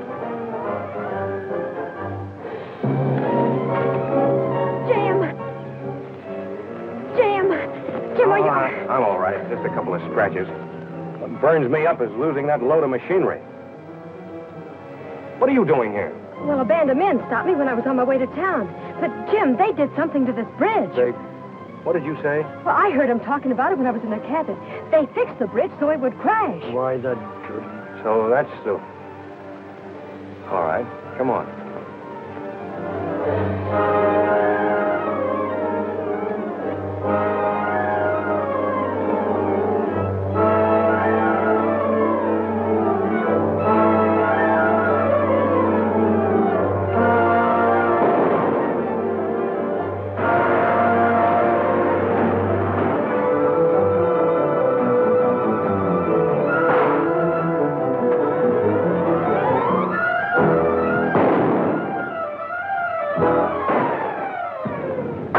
Right over there on the top of that bank.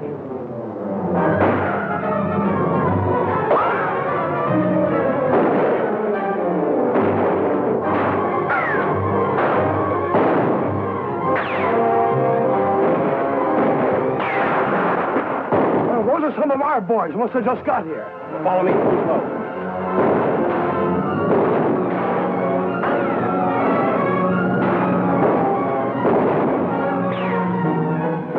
Can't take a chance on a gunfight. Get back to your horses.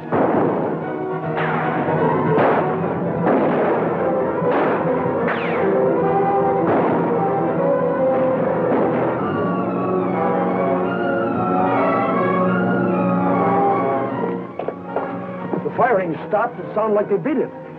Ruth, you think you can find that cabin again? Well, I don't think so. All I remember was running through the dark. I reached the road by accident. They went through the woods on the other side. You want to go after them? No, we couldn't find them now anyway. Post and see what you can salvage from that wreck.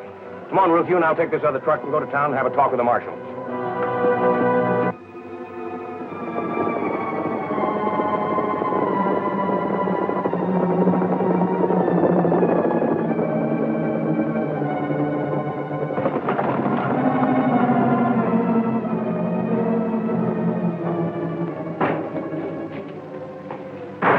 Now, look, Brandon, I can explain about that girl.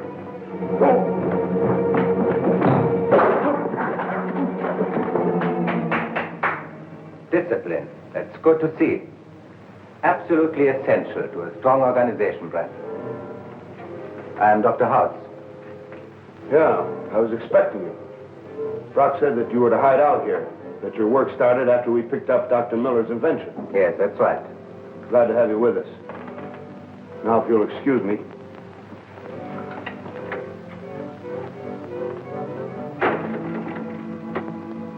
BR to HB. BR to HB. Come in, BR. Hudson and the girl both got away. Yes, I know all about your blundering. Hudson just told me he's sending the marshal out with a posse to locate your cabin. If things get too hot, we'll clear out and leave the place looking like a regular ranch. Well, if we work fast, that won't be necessary. Now, I want Miller's invention, and I want it tonight before Hudson and the girl reach the mine. Now get busy. Okay, Chief.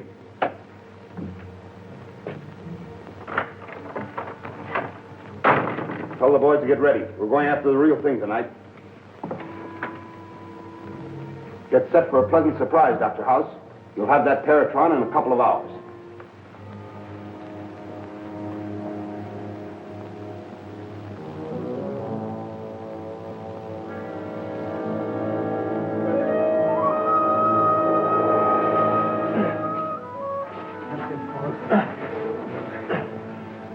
I worked so hard since I was old enough to know better. You sure you know what you're doing, Doc? If I did, Bill, I wouldn't need this steel plate. In science, we must allow for miscalculation.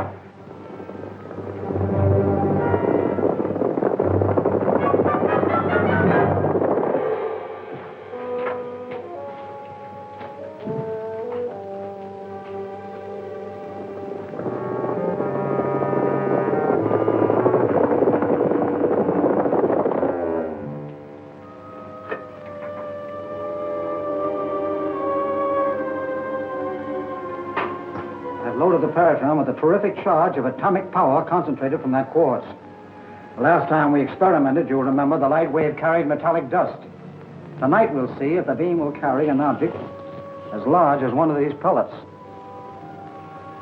Because the wave is of unusual and untested strength, I'm using the steel plate. Well, if you'd told me that before, I'd have said, go ahead and blow out the old dang wall. What's the matter, Grit? Getting too old to take it? Oh. Listen, who's talking?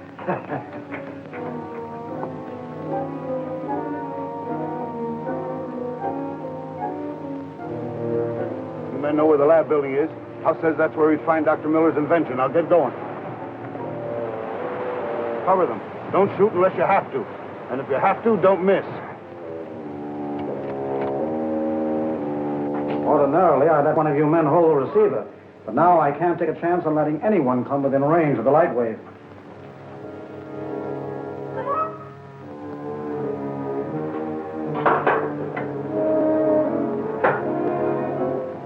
Well, everything's ready. Shall we try? Go ahead. I'm on needles and pins. Let her rip. Now watch.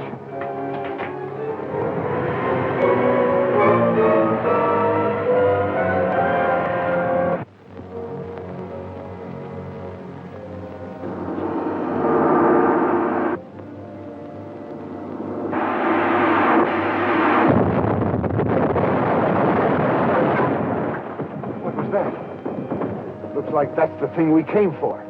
Surround the cabin.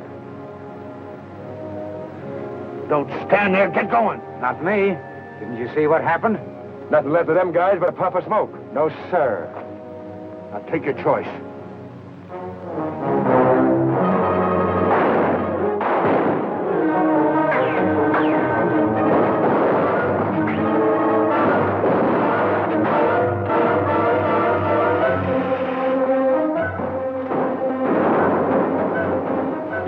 Bill, you better wait here. This may be another attempt to steal the Paratron. Back to the horse.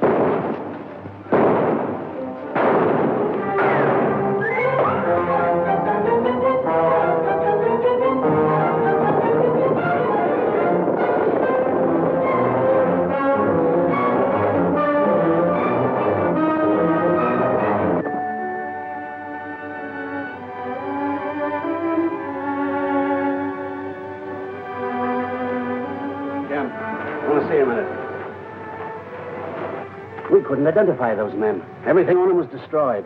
Oh, that's too bad. I was in hopes there'd be some sort of a clue. I still think they're just a gang of outlaws. No, it's bigger than that, Pop. This gang's international. They'd give anything in the world for Doc's invention. I don't get it. Doc is in there brooding because his invention turned out to be a death ray instead of what it's supposed to be. He sure is peculiar. No, not peculiar. Civilized. Well, whatever it is, I don't understand. He's got something that's worth millions, and he's sore about it. What are you going to do with all that gear you brought up from Saskatchewan? Well, that's the equipment I brought to start up the old shaft again. You still think you can reach the vein of quartz from the lower level? I'm sure of it. After all that book learning he got in college, and you're still doubting him? Pop, you know why I know there's quartz in that lower level is because Grit's rheumatism acts up when he gets close to it. Rheumatism. I ain't had an ache in my life. No. When do you expect to get that hoist in? I'll have it running tomorrow. Doesn't seem to be anything for me to do around here. I'd just as well go fishing. You might go back to the lab and cheer up the doctor. And all I'm good for these days is to give advice. Let's give the boys a hand. But you didn't know those men were out there. It's not your fault. After working for years to benefit humanity, I end up with a terrible weapon of destruction. Ah, you're wrong there, Doc. Let's look at it this way. If it is a weapon of destruction, it's also a weapon of defense. Jim is refitting an old shaft that runs 1,000 feet into the ground. Maybe you'd like to see it.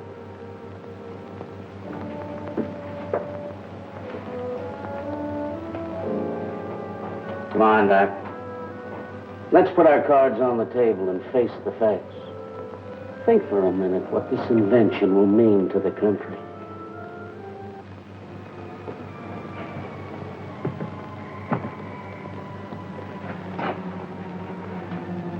If I only knew what it was. Don't worry, you will. A shaft of light. It can crush a rock. Burn a man into a puff of smoke. A rocket gun is a harmless toy compared to this. Think of it. I've got troubles of my own to think of. How to get that ray machine without losing any more men. How to get it quick enough to satisfy Brock. You were so near last night. Why did you take it then? The boys got afraid. It scared the fight out of them. I was just talking to our man up at the mine. He said they're fixing up that shaft we put out of commission. So what? Thought you'd like to know. You'd have told me they were all dead. Hey, Kurt! Hold it! Let me talk to him.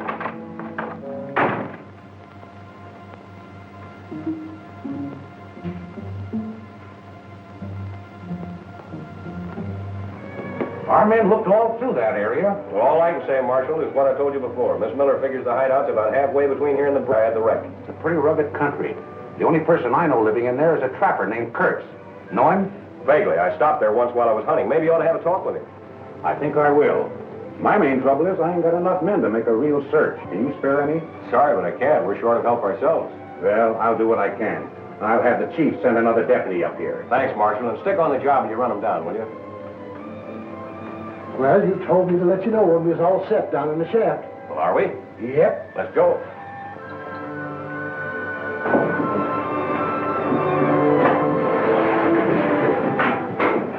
That works as slick as a whistle. All set for the blast in the bottom drift? All set. I looked it over. I couldn't have done better myself. I couldn't have done better myself, he says.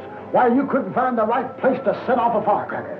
Set that box of explosive on the heist. The brakes. Ain't you ever going to learn that when I fix something, it's fixed right? I've been taking his back talk for 20 years. Someday I'm going to get and fire him. Yeah, I know. Men down there, Bolton? They've been through drilling for 10 minutes. Now we'll soon find out if that theory of yours about the vein of quartz is correct. It's not a theory, it's a fact. You're going down or ain't you? Let's go. Take it easy. I want to inspect that new cribbing.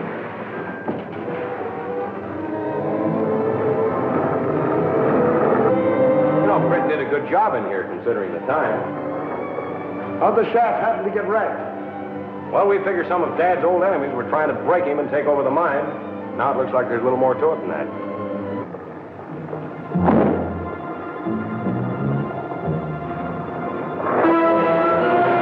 Hey, we snapped the cable. Hey, we gotta get those explosives out of here.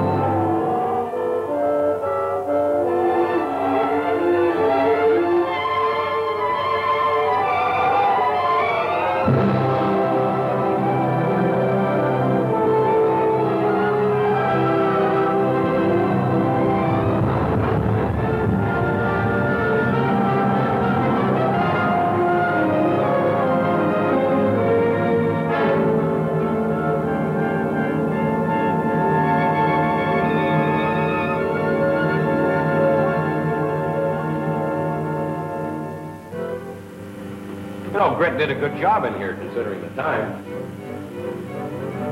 How'd the shaft happen to get wrecked? Well, we figure some of Dad's old enemies were trying to break him and take over the mine. Now it looks like there's a little more to it than that. BR calling HB. BR calling HB. Come in, BR. Hello, Chief. I want to report that right about this time, Jim Hudson and his pal and a box of high explosives ought to be breaking records for going down a mine shaft.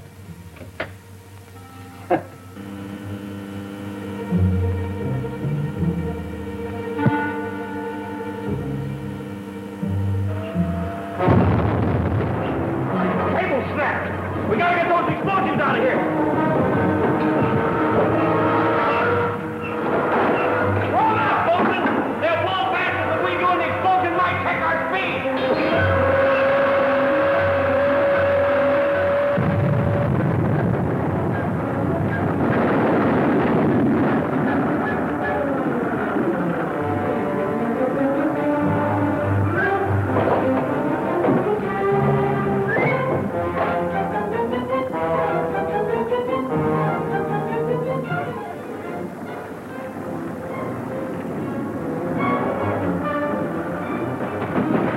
Get a rope.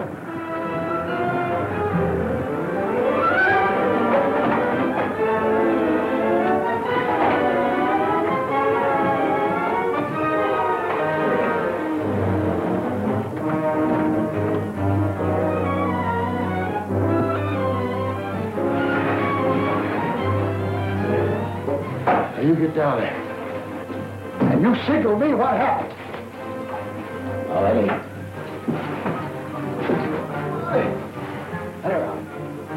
How do you feel? How do you feel? Ben stops playing! You'll be all right. Oh!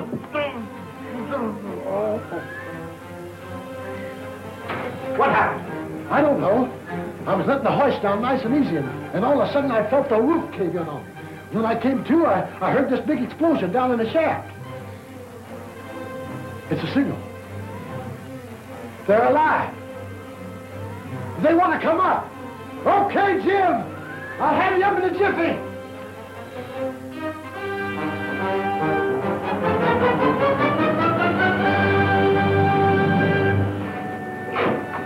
Hi, son. I'm all right, Pop. How are you, Bolton? Okay. Hey, Grit, where's Grit?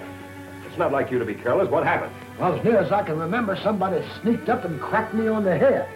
There's only one answer to that. Somebody working right here at the mine, Pop. I'll call the men together. We'll get at the bottom of this right now. No, not that way. We gotta be smart. We gotta work from the inside like they do. What riles me is all our work has gone for nothing. How bad was the damage?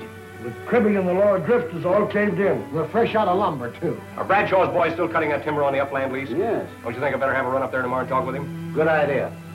How would you like a nice trip into the lumber country tomorrow? Oh, would I? How would you like a nice trip into the lumber company tomorrow? Oh, come on.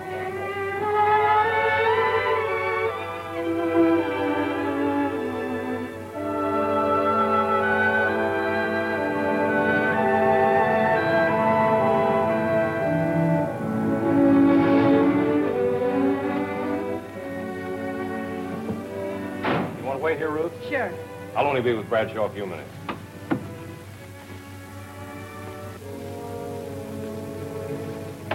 I see. Right. That was our man at the Hudson mine. He said the deputy marshal's on his way here to have a talk with you. Let him come. Him and me are old buddies. I'll buy him a drink and send him packing. That's the idea. But I'll leave one of the boys here just in case the marshal gets too nosy. You and the rest of the men will have to clear out for a while. This will not interfere with us? Not a bit. As soon as the marshal's gone, we can all come back. Where will you be during this time? I also found out that Jim Hudson's in the upland timber country. I thought I'd mosey up there. Maybe do a little hunting.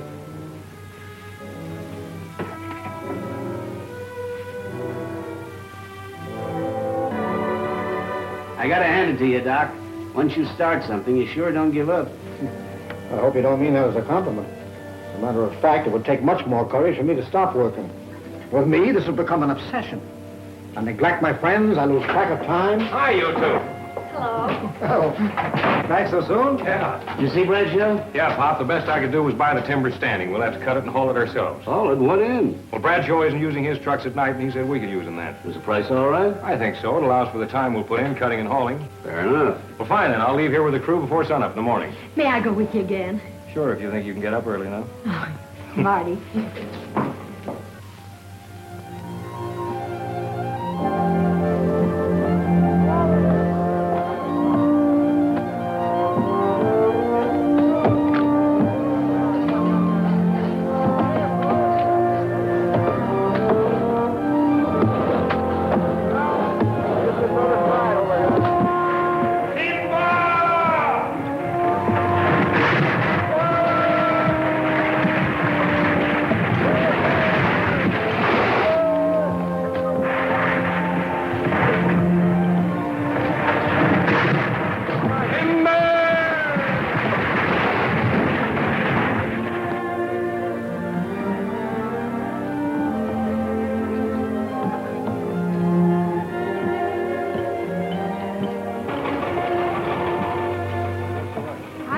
First aid kit. Bosun's hurt. Badly?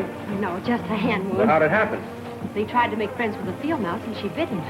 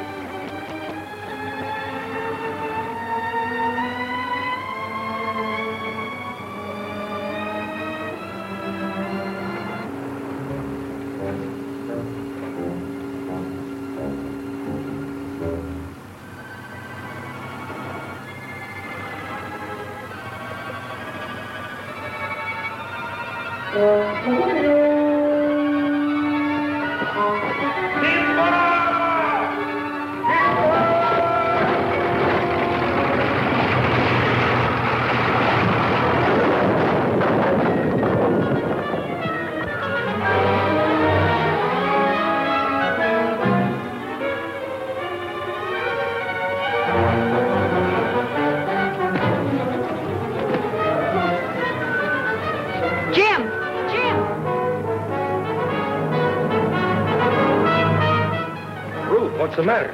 Oh, my leg.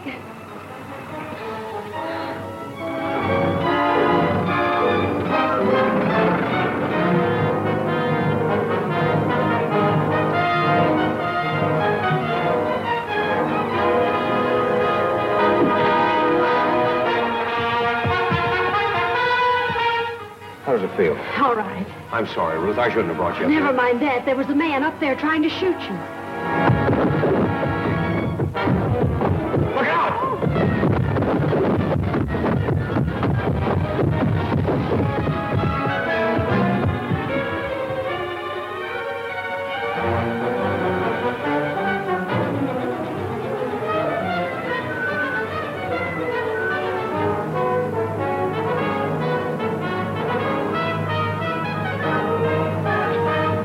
That was no accident. I'll say it wasn't. Let's get back to the car.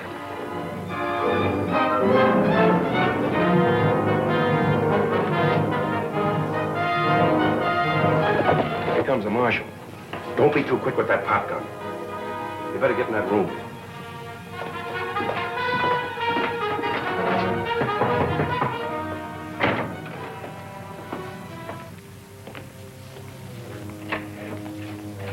Why? Hello there, Marshal. Come right on in. It's good to see you. I haven't seen you in a month of Sundays. Longer than that, I reckon, Mr. Cates. Longer than that. Will you have a little drink to warm up?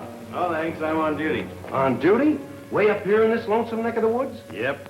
Seems there's a bunch of hijacking outlaws hiding out around here. I was thinking maybe you'd seen something you'd like to tell the law about. Nope. Ain't seen nothing. Even the four-footed skunk's scarce up here this season. Well, just thought I'd ask. Oh, if you see anything, Mr. Kurtz, let me know. I sure will, Marshal. What was that? Those dang rats. This place is polluted with them. Always knocking something over. I wish I could get rid of them. You're trying to catch that rat. Have a smoke on me. Thanks. I will. So long. So long, Marshal.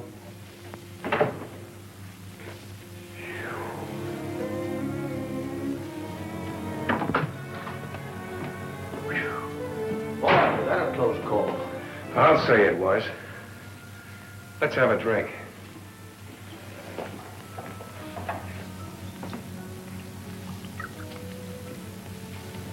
He's probably cleared out of the neighborhood by now, but I'll keep my eyes open for him. Please do. He's a killer. I'll see you tonight. Tell Dad the Boast and I are bringing down the first load. Feel all right?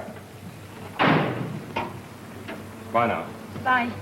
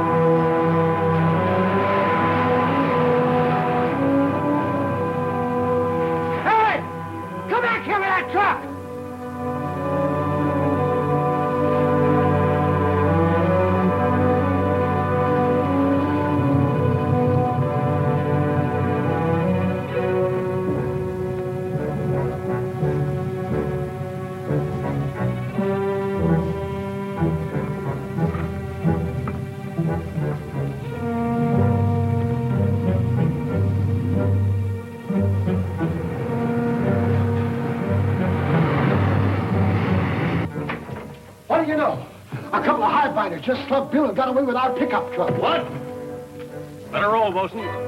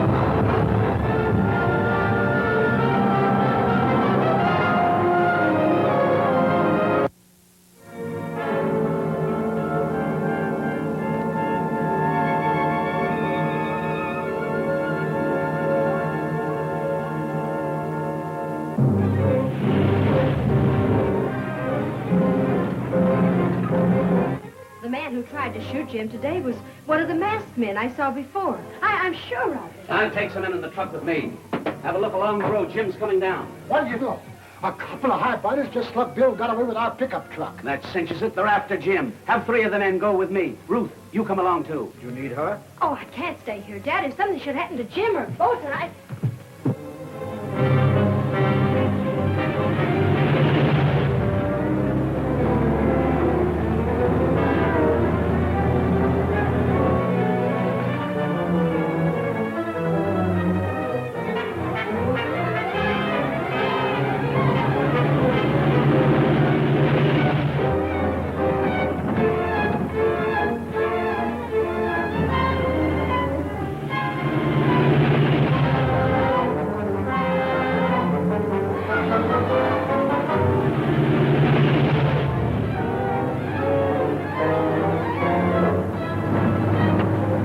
Crazy fool, I've got to hit him. No, try to pass him. Oh, I can't do it. Well, you better jump.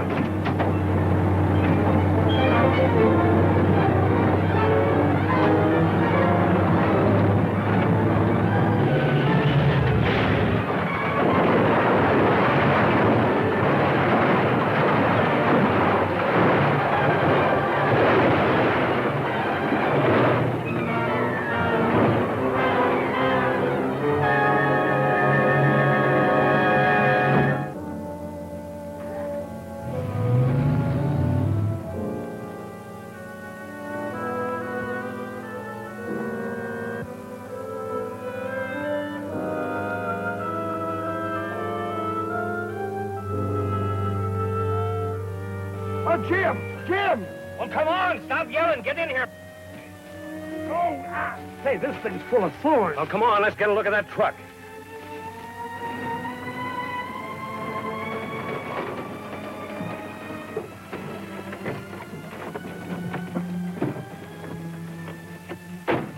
Why are you hoofing it? Where's the truck? Right at the bottom of the hill. Did the load get away from you? Not exactly. Well, we were doing all right till the truck pulled up right in front of us in the middle of the road. Was it our pickup truck? Well, we didn't have time to stop and look. Let's see it.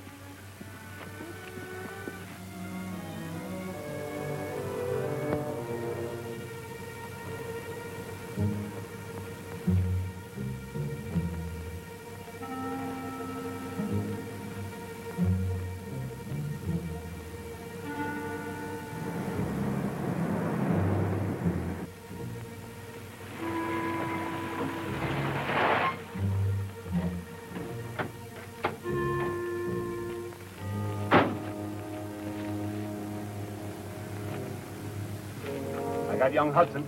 Good work, Brandon. I thought that'd make you happy, House. How did you do it? I'll tell you the story later. First, we're paying a visit to the gun site mine. Go down and get rid of that truck I've been using.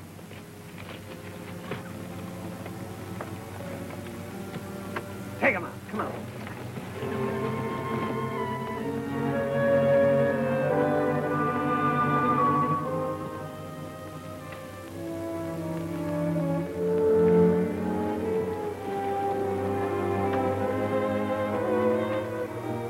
Get the watchman. Work fast, but keep quiet.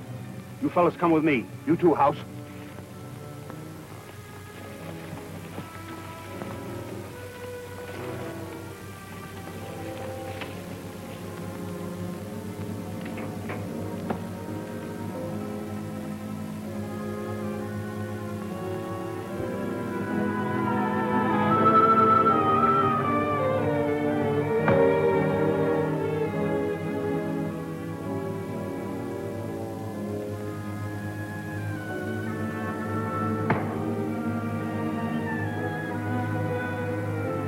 Nothing to be done about the truck. It shouldn't be hard for the men to get the timber out of there. We can get to it easier from the lower level.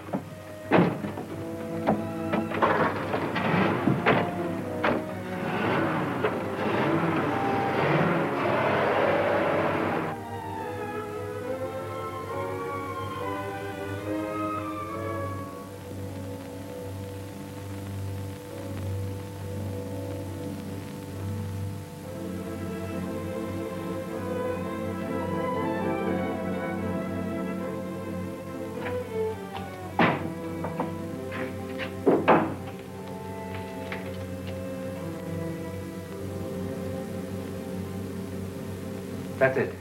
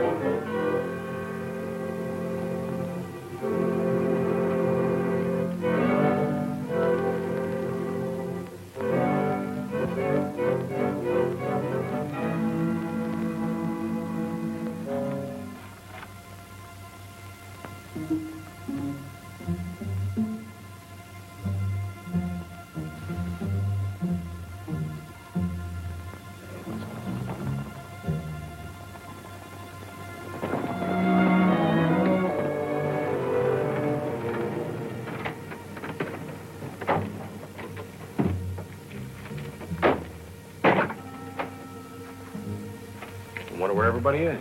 Probably asleep where we ought to be. Well, that doesn't account for the watchman. Well, here he is. Somebody's knocked him out. Bosun, take care of him. I wonder if Dad's all right.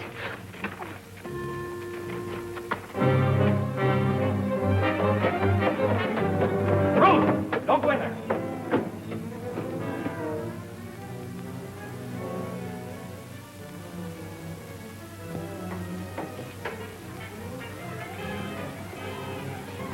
They've stolen the Paratron.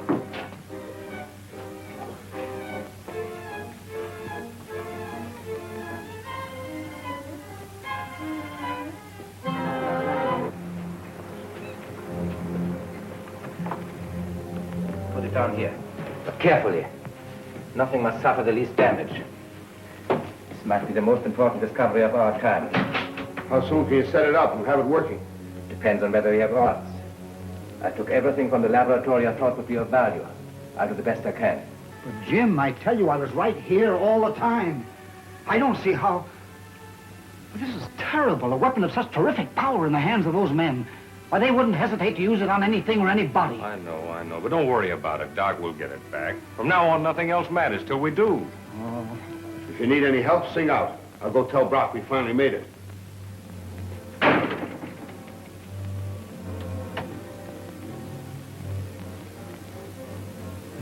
VR to HB. VR to HB. Come in, HB. Come in, Brandon. Well, Chief, we made it. Everything worked out according to plan. Good. What about the Paratron? We've got the Paratron here at the ranch. Dr. House is putting it together now. And we'll be able to cover every bit of territory within a radius of 100 miles. You do the piloting, I'll do the observing. Well, I think that's an excellent plan. Perhaps, but why tomorrow night? Well, if they can put the Paratron together, they'll certainly want to use it. And if they do, we'll be able to see that light for 50 miles. What I want to know is where are you going to get the plane?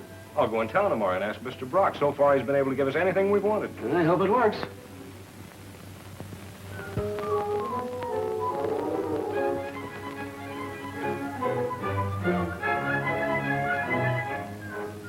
How much would a thing like that cost, Doc? I don't know. It's hard to say. $1 million, perhaps? $1 million?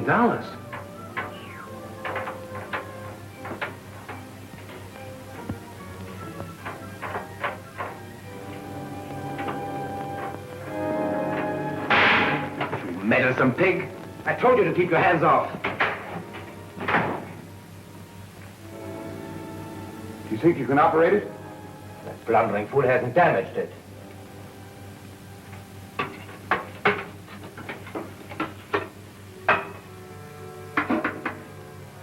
Well, I guess that's all right. Here, this is the energized quartz Dr. Miller came north for. It is a secret of the Paratron's miraculous power. Let's see you make it work, Doc. Try it out on that tree up on the hill there.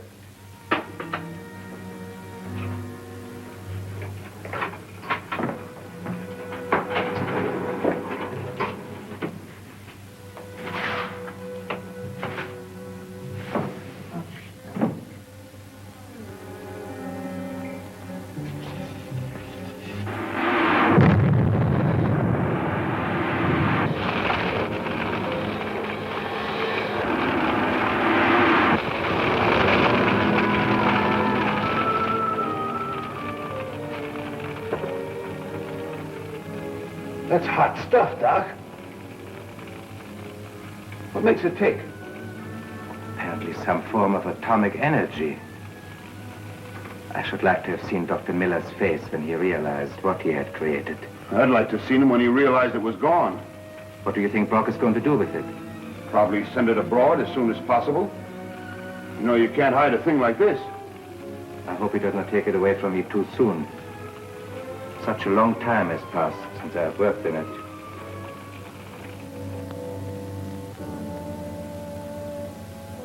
Yes? There's a Mr. Jim Hudson here to see you. Jim Hudson. Send him in.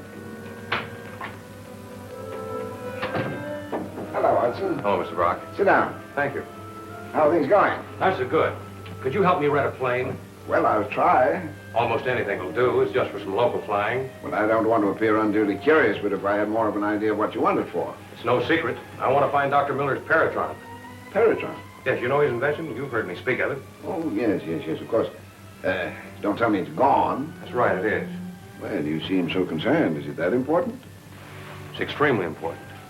That machine in the hands of the wrong people could be a terribly destructive weapon. Well, but didn't you say that its commercial use was to convey substance through space?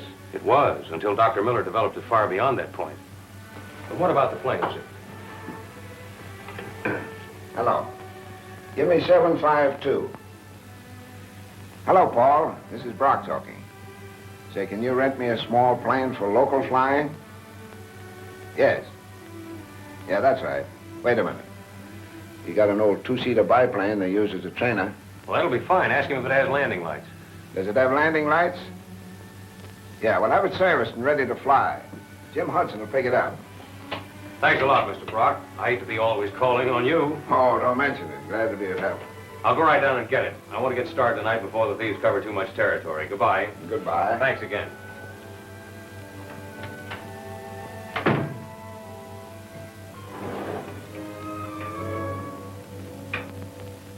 Now is your chance to test the destructive power of the Paratron. Tonight. Okay, we'll be waiting for him. And this time, don't report his death until you're sure of it. Right. Anything else? No.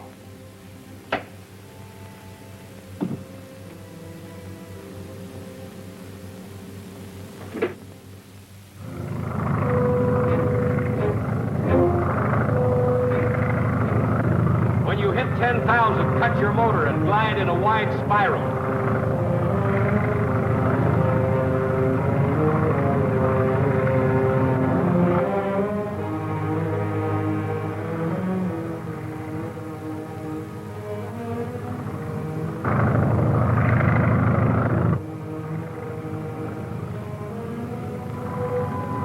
Hear that plane? There's one up there. It must be Hudson. It'll be a simple thing to find out. Train that gadget on the rocks over there. Just a flash. Oh, I see. You think they're experimenting? That's the idea.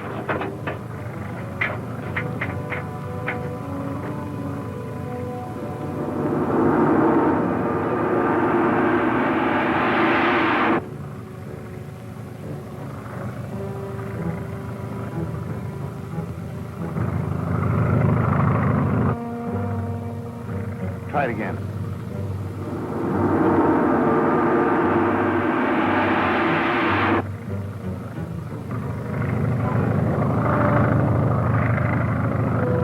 I just saw a beam of light. I'm sure it's the Paratron. He's seen it. He's cut his motor.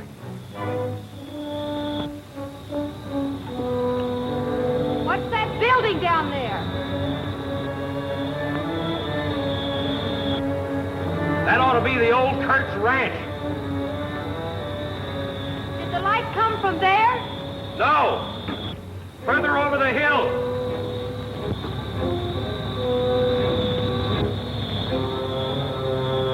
Here he is.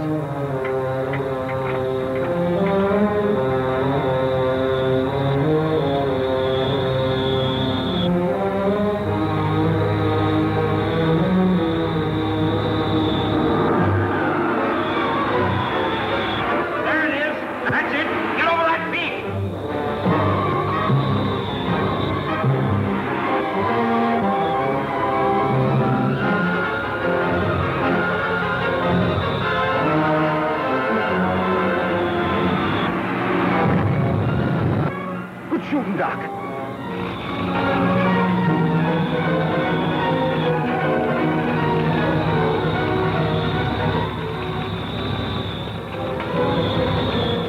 bad that mountain cuts off the view of the fireworks.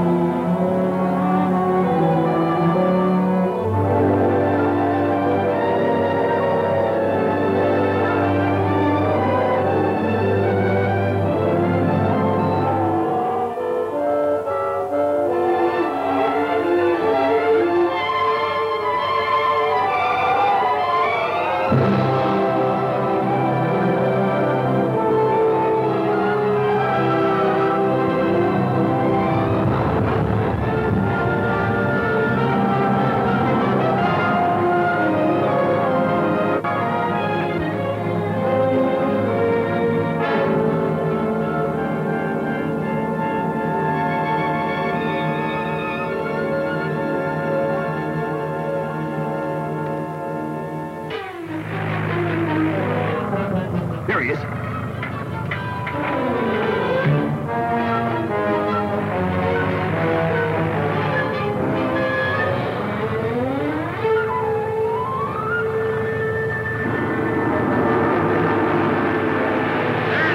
That's it. Get over that peak.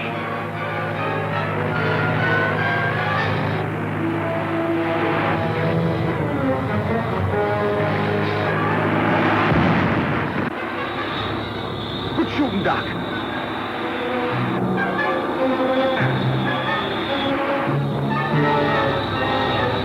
Too bad that mountain cuts off the view of the fireworks.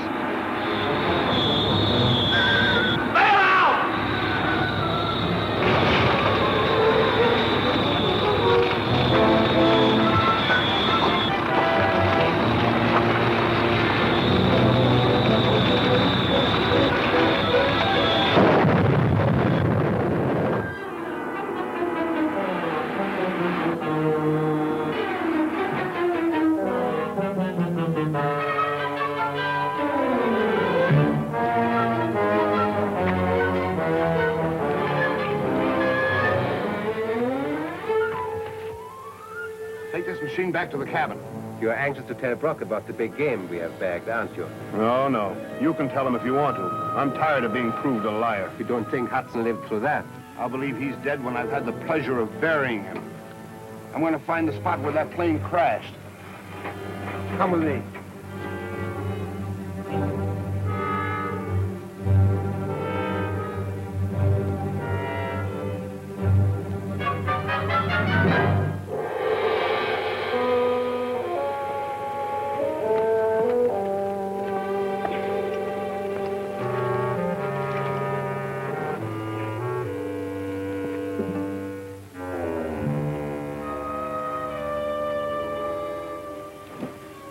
I'm sorry, Ruth. If I'd have thought this had happened, I certainly wouldn't have brought you along. Now, none of that. I'd rather be here with you than backed up the mine wondering. You're a great pal. Now, look, here's what I want you to do.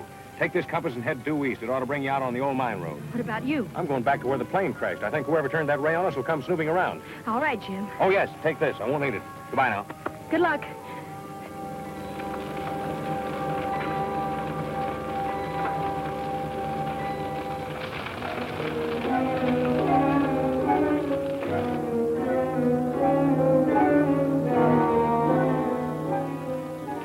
They're done for.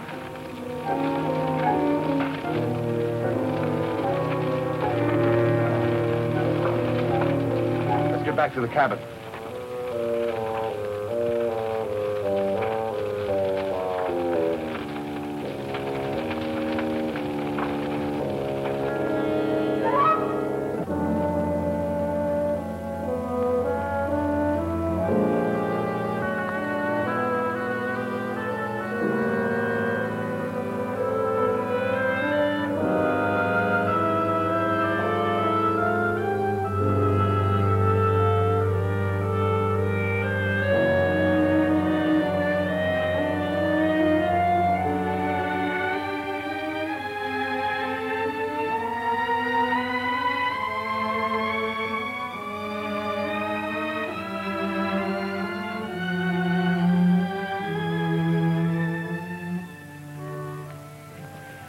I didn't get close enough to those two fellas to recognize them. The only thing I'm sure of is that Kurtz's cabin is the hideout. And I'm for sending the marshal up there and arresting the whole bunch of them. Oh, it wouldn't work. And why not? He's right, Bob. If the Paratron's in that cabin, you couldn't get 100 men within a mile of the place. Well, you know what it did to the plane. Well, it's not like you two to sit back and take it without a fight. What's on your mind? Very simple. We know the outlaws have a spy right here at the mine. Well, I've been working on that. I've got 2 suspects myself. Wait a minute, Bob. Wait till I finish with them. First, we're going to feed them a little wrong information for a change. Hmm? Follow this closely. We're going to spread the information around that we think the Paratron's at the old Pocket mine, and that we intend to go up there this afternoon. But instead of doing that... How many men did you get? 5 men's all we can spare. They're in the truck. I phoned the marshal. He's sending a deputy and some men over to Pocket right away. That ought to do it. Be seeing you. Yeah.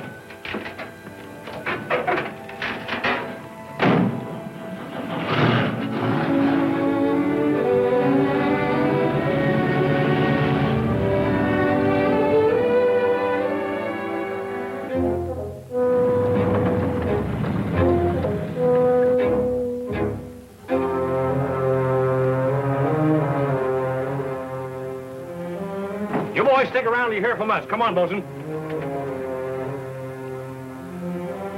Have you told Brock that we're getting the Paratron ready for shipping? Yeah, but I've got work to do before we move it out.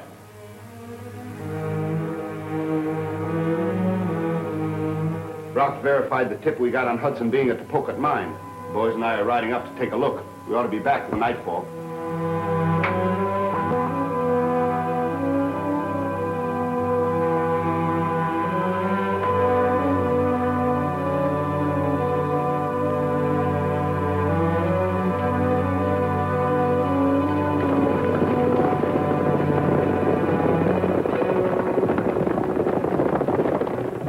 What's next, boss? We're going to stick around and wait. Wait for what? For those outlaws to move far enough away so they can't hear the gunfire. Gunfire? What gunfire? Ours. Ours? Sure, we're going into the cabin and see if the Paratron's in there. Now, look, while we're waiting, you go back to the truck and bring the rest of those men up here. Okay, boss.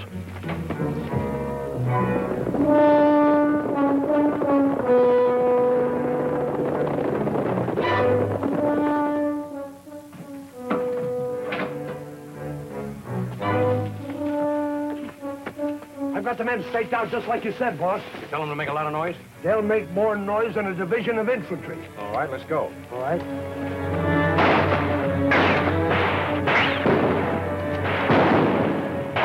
We're surrounded. Don't fire, you fool. They ain't going to get me without a fight. No time for fighting. This is time to use your brains. I ain't so sure about my brains, but I am about my shooting. So listen to me.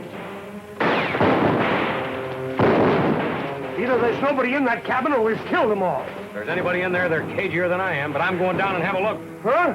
Coming? Come. Oh.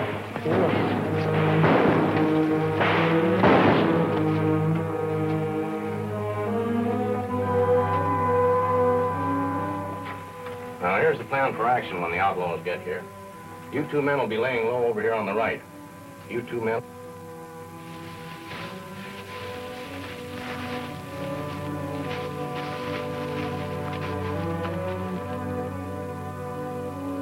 You stay here and cover me. Oh, let me go, Jim. No, you're too big a target.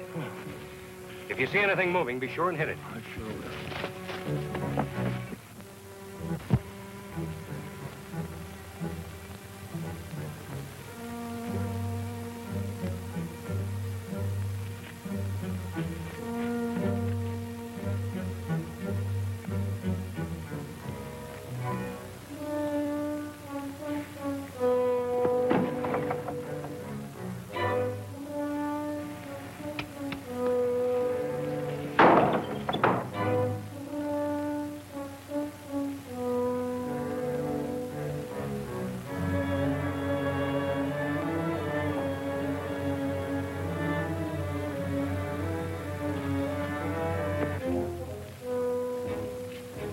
Stand just inside this door. I'm going to take a look in the other room.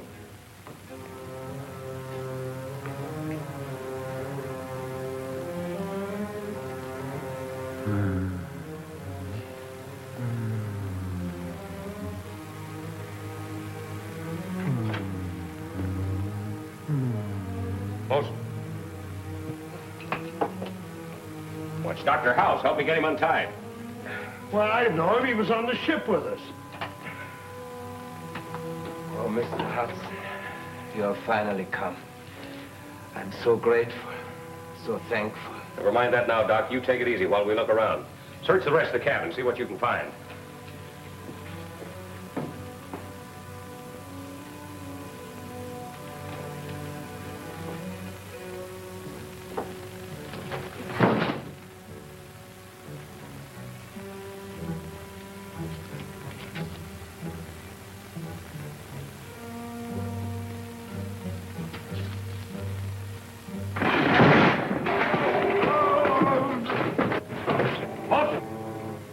I'm all right. Feeling better, Doc? Yes, much. Thank you. You're wondering how I've come here, aren't you? Well, yes, sort of. Remember when we were on that ship? I went to see the captain about that murder. I don't understand why, but he had me locked in the hold. And then the ship ran into the iceberg, and I remember nothing anymore. Nothing until one day I regained my senses, and I was in the hands of these terrible men. Things they have made me do, you can't imagine. I'm so glad you have come. I couldn't find it anywhere, Jim. Oh, Dr. Miller's Paratron's been stolen. We thought perhaps it was here. Yes, I know.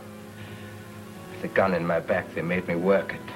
Well, you were the one who tried to burn me up last night. They tortured me. They forced me. Take him back to the gun site. See that he gets plenty of hot food and rest. Come on, Doc. Thank you, Mr. Hudson. Thank you.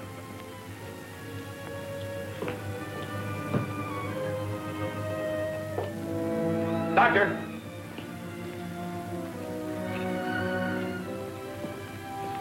Do you know where the Paratron is now? No. It's out there somewhere. Whenever they take me from here, I'm blindfolded. I'll go on up to Pocket Mine. The deputies probably grabbed those outlaws by now. Might be able to get some information out of them.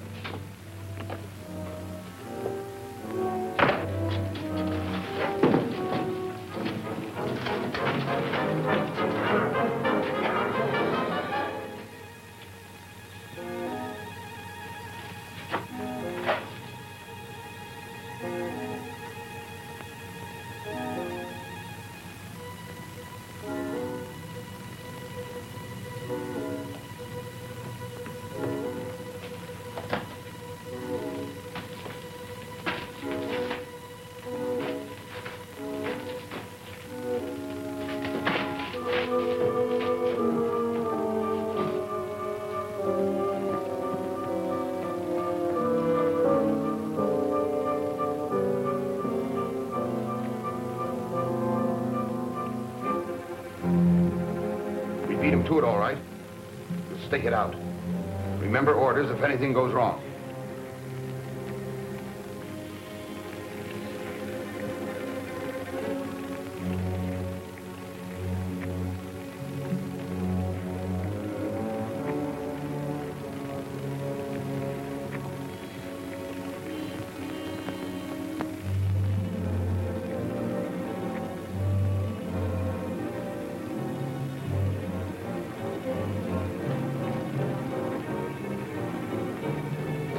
Drop your guns. You're under arrest.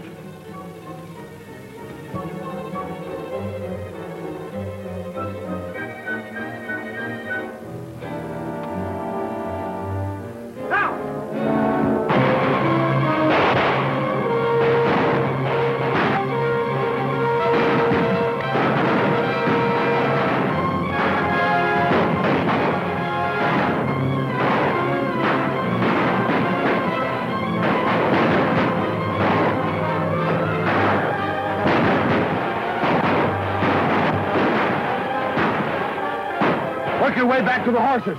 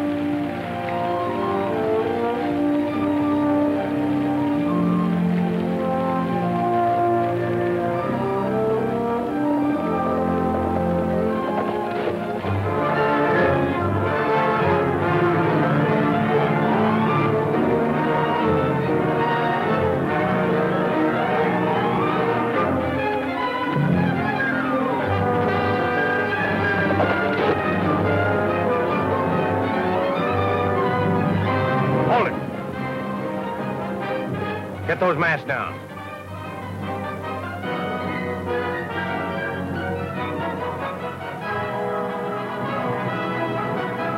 Get rid of those rifles. Dismount.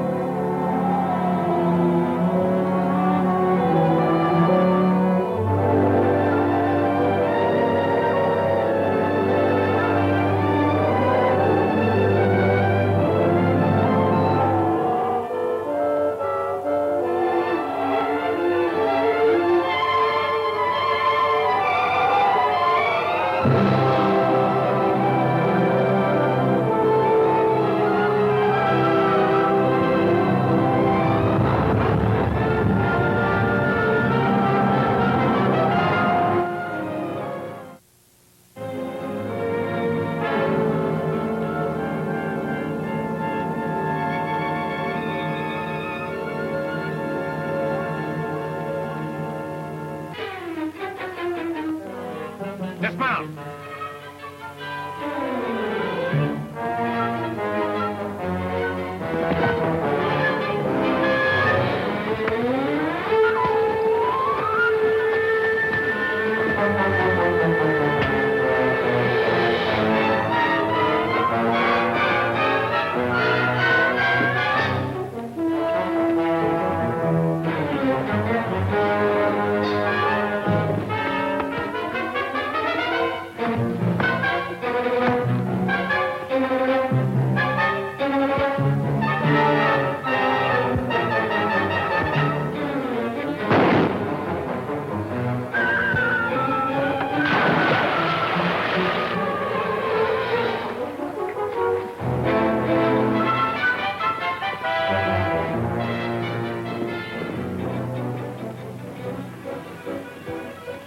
Lucky thing I came along in time to plug Hudson. I'll bring him back to Kurtz's place, but be careful. Hudson's men may have taken over.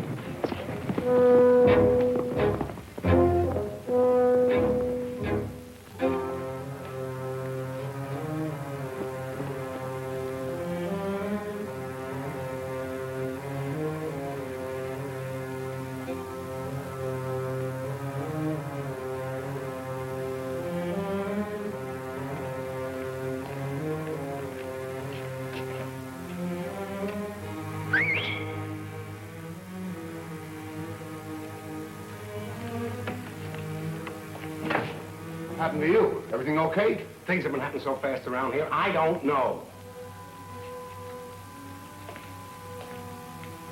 Where's House? That's what I mean. Jim Hudson and his outfit came up here shooting. I wanted to fight it out, but House made me hide in the chimney. Where's the Paratron? In the chimney. You know what? When Hudson and his outfit moved in here, House acted like he was an old friend of theirs and went along home with him. I don't get it.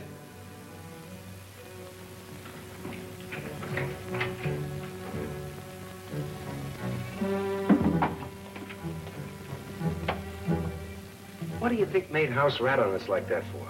Shut up. BR to HB. BR to HB. Come in, Brandon.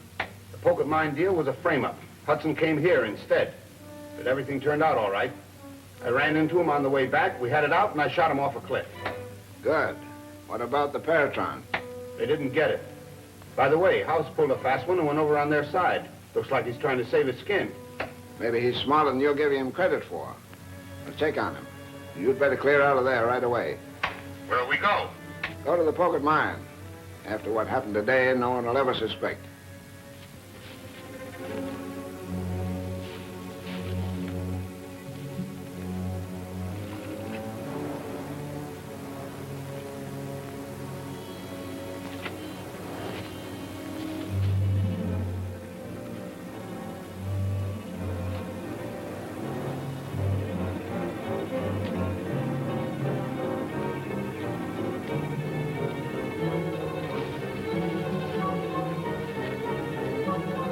How did it happen? Hijacker shot me. I fell off the ledge in the river. That's what you get for running away without me. Half inch slower and you wouldn't have been here. Come on, let's go home.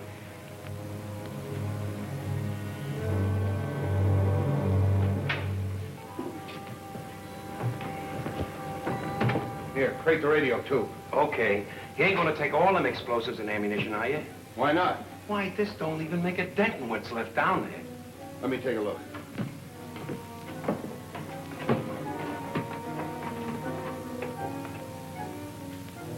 Guess you had more of that stuff than you thought you had, huh? Certainly can't move an arsenal like this today.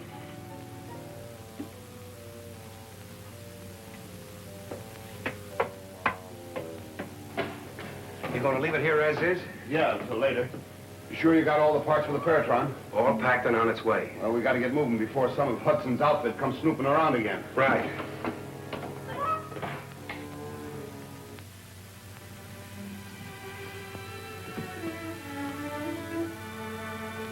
Ruth.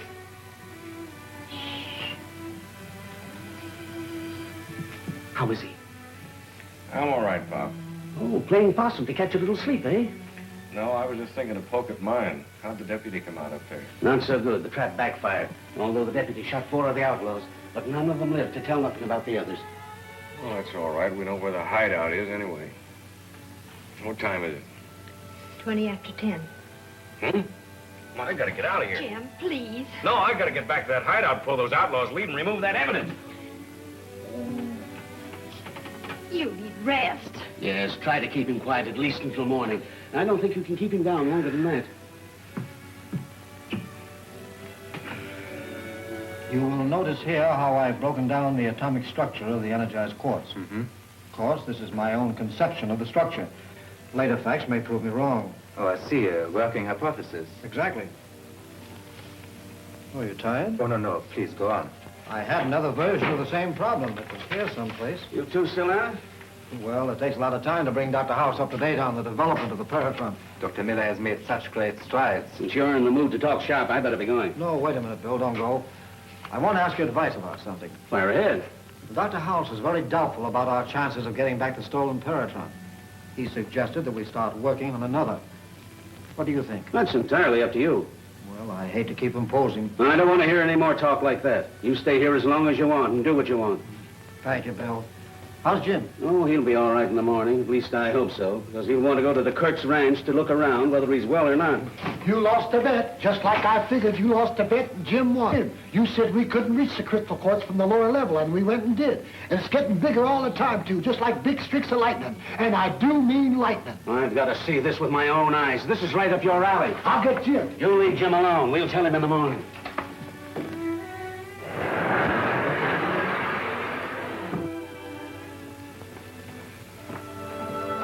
There she is, boys. Why, there's enough quartz there to charge 100 paratrons. If used properly, that could make a country the most powerful in the world. You know, the quartz on the lower level might be even stronger. I wonder if Gritter's got a specimen of it yet. I'll go and see.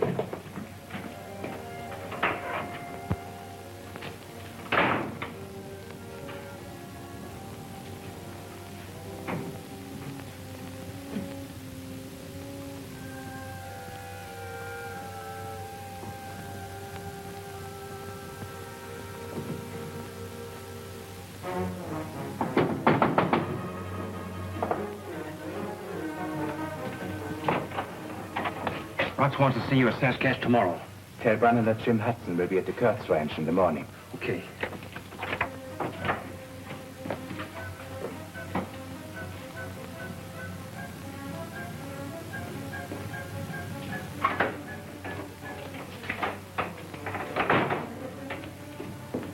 Doctor, do you want to help me analyze what?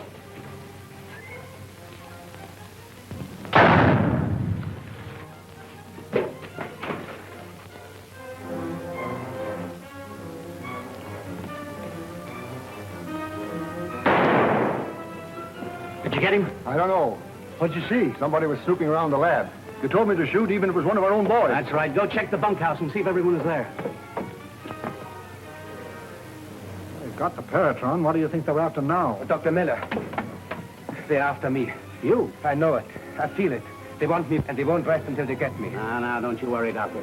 I'll assign a man to guard you day and night. Thank you, Mr. Hudson. Thank you. Get everything? Yeah.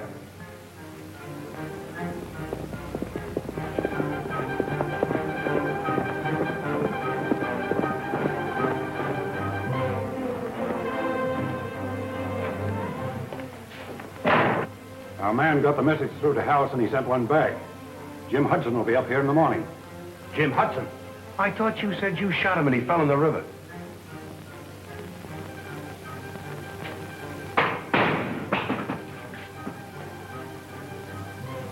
Did you say in the morning? Yes.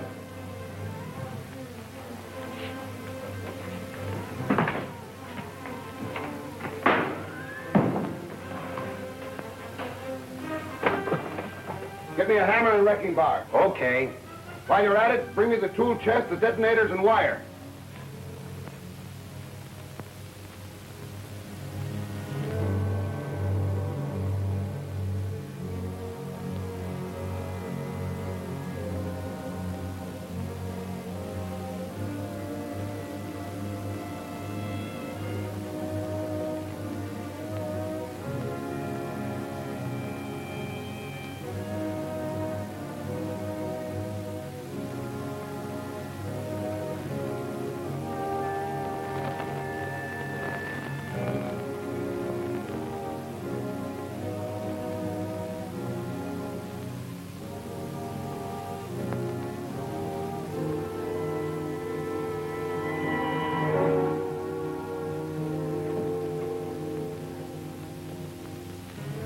You sure that booby trap's gonna work? I'd hate to be in Hudson's shoes when they touch this step.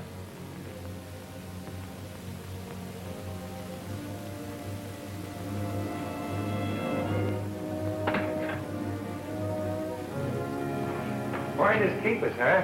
Whoever finds this is out for keeps. Get it?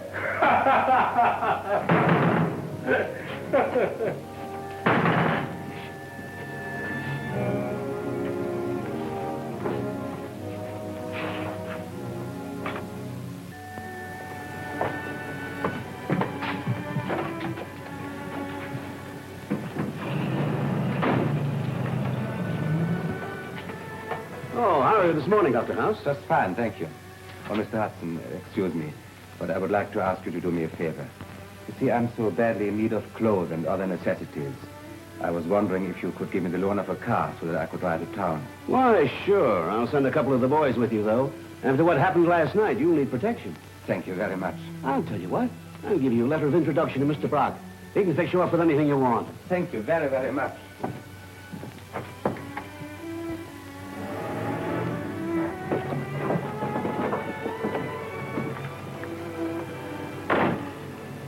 All right, you two fellas, stake yourselves out around the house and make sure nobody surprises us.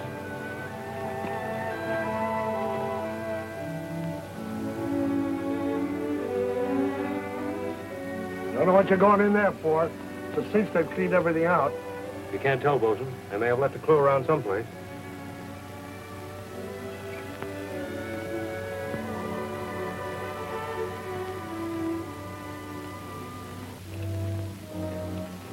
Look around, Bosun. If you see anything, sing out.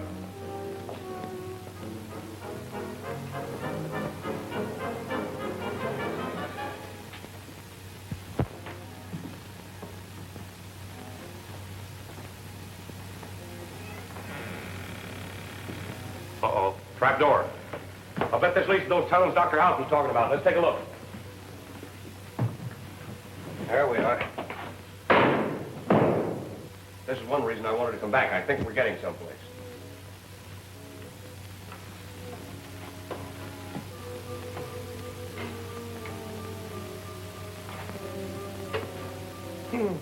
All the modern conveniences.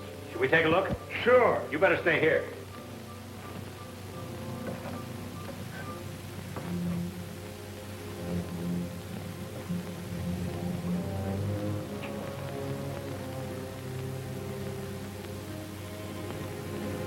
Be careful. Careful?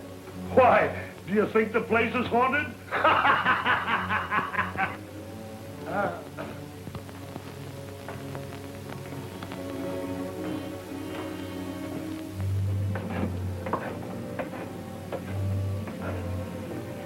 Looks like a regular cellar to me. So that's the opening to a tunnel, I think. Let's see what's in there.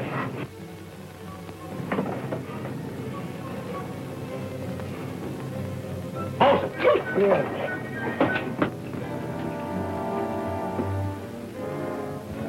can't see a thing. Go ask Ruth to bring the flashlight from the car.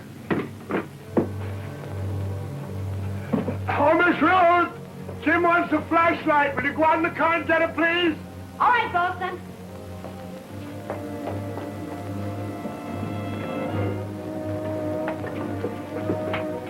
Jim! Yeah, over here. Your eyes will get used to this dark in a minute.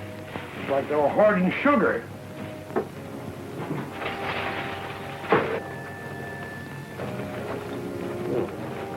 Samples of ore. Looks like Kurtz must be doing a little prospecting on the side. You know, I'd like to have a look at those walls. Let's get these sacks out of here. They may be just a blind. No, don't throw them there. What are you trying to do? Block us in here? Throw them all the way out.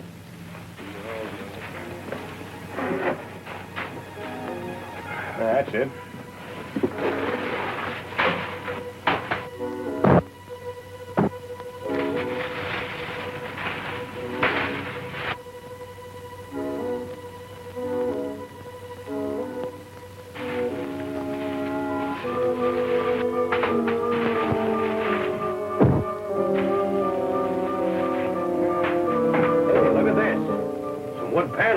This might be an entrance. Might go someplace. I'm going to go get an axe.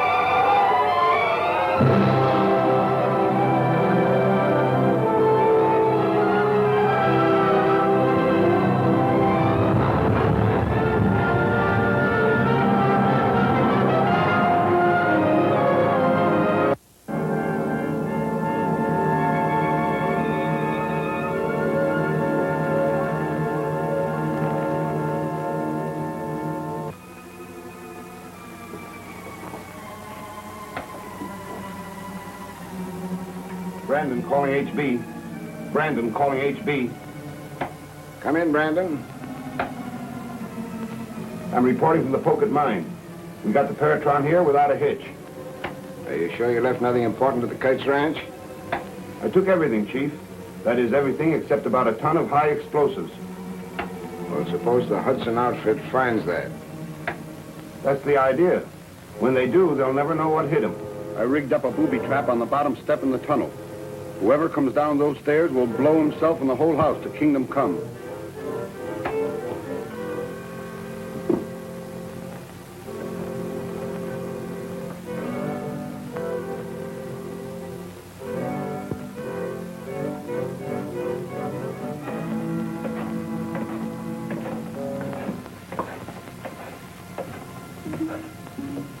Looks just like a regular cellar to me.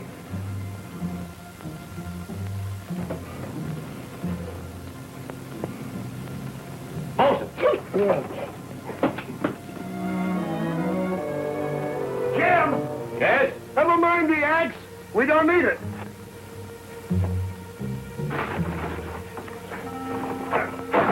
It's just a wood cribbing. There's nothing behind it.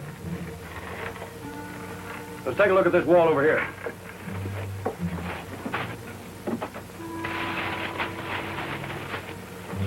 Let's get these out of here.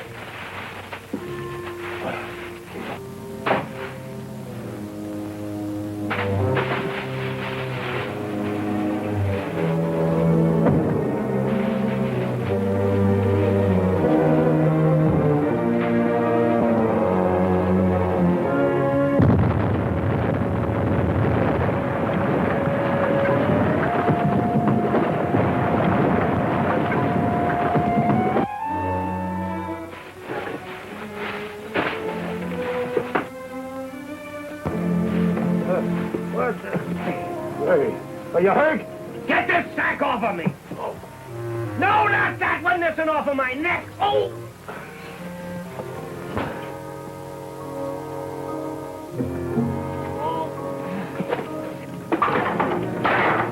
Jim! Come on, son!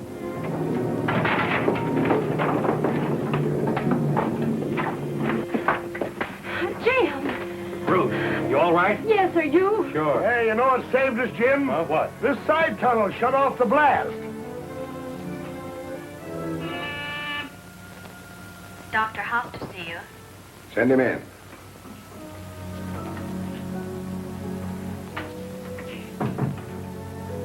Well, I was afraid you wouldn't make it. Very simple.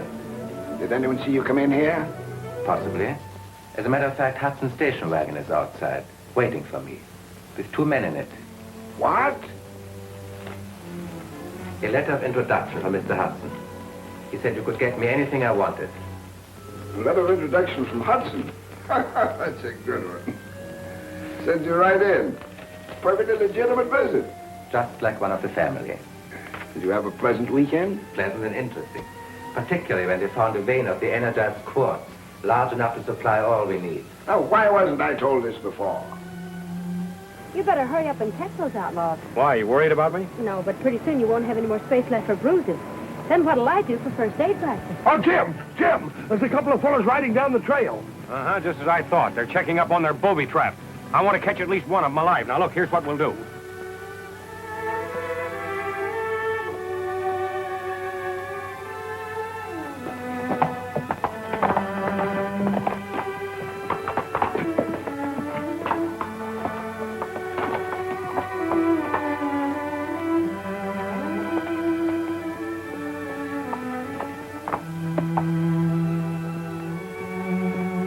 Hold it.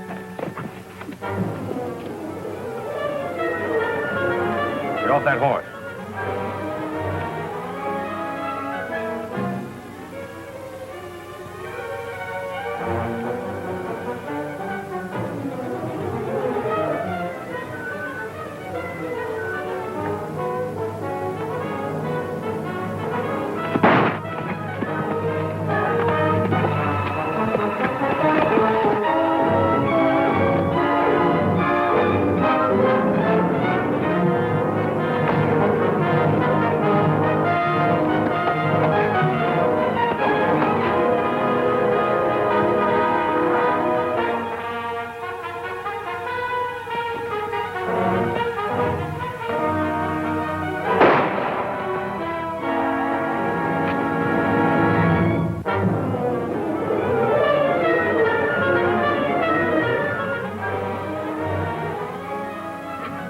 What, did you get the other one? Well, I winged him, but he wouldn't fall off his horse. There's something wrong with this gun. Yeah, I was afraid of that. Well, I got this one anyway. We sure did. Go see if you can find his horse.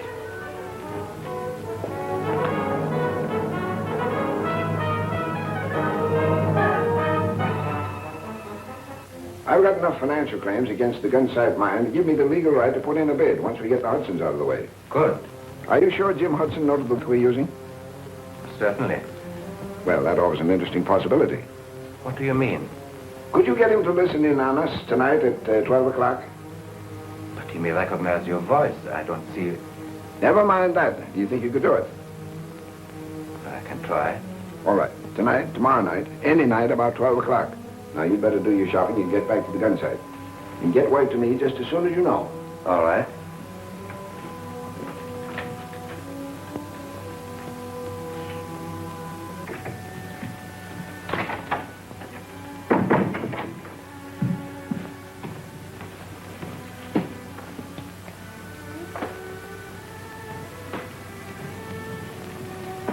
One of your men hurt? No, one of the outlaws. I got him this morning.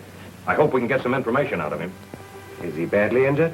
There are no bones broken. He may be hurt internally. I don't understand it. I couldn't have hit him that hard. Do you mind, Doctor? Not at all.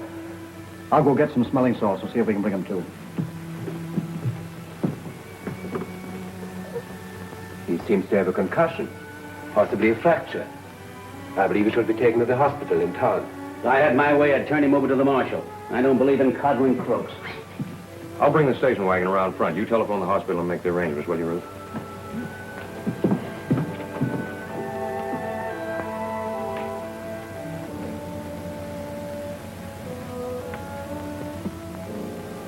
You got to get me out of this. You must act quickly. Here, take this. You might make use of it.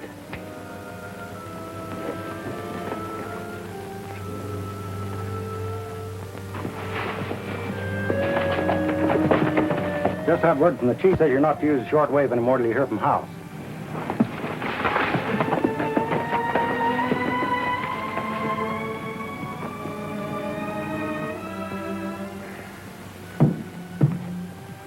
I believe our patient is regaining consciousness. Well, take it easy, fella. My head. My head. Oh, you'll be all right. Do you think you can answer some questions? You might try. Tell me, where's your gang hiding out? No. Well, who's your leader? No. You'll have to talk sooner or later. You might as well tell me now. He was muttering something about shortwave, as if he had to listen for something at a certain time. Radio, huh? I wonder if... Were you supposed to listen to a shortwave broadcast? Oh, leave me alone. Tell me that one thing and I won't bother you anymore. Shortwave. Midnight. Midnight. Help me get him out of the car.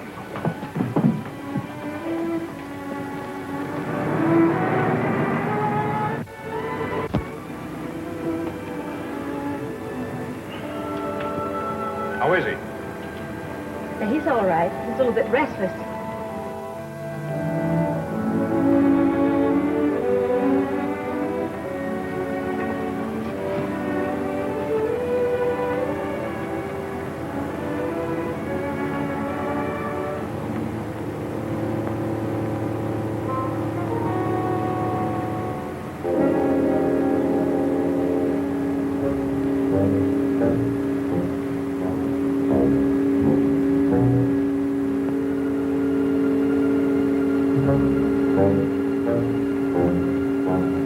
Jim, look out!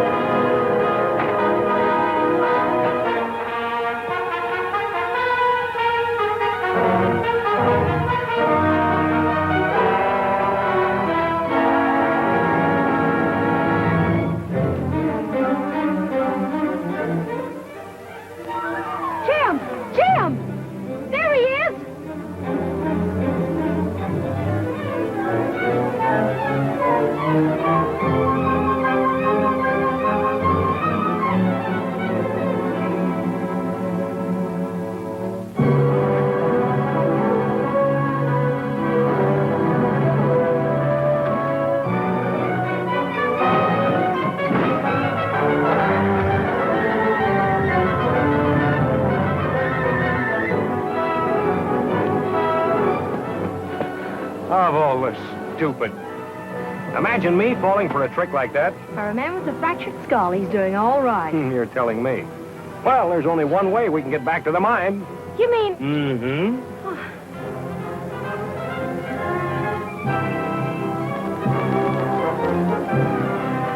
You know, there's one thing I can't figure out. What, Jim? The knife. The knife? Yes, where'd he get it? Digby calling PHQ. Digby calling PHQ. Digby calling PHQ. Come in, PHQ. Jim, hurry, hurry.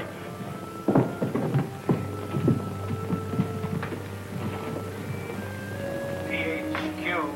Come in, Digby. PHQ. Come in, Digby. Be at the Morley mine at dusk tomorrow with 5 mounted men and 4 pack horses. Got that? Okay, go ahead. The Morley, that's the abandoned mine adjoining Pokin. Move the boxes you will find at the bottom of the old shaft to the designated spot on the coast. Got that? Okay. Digby off.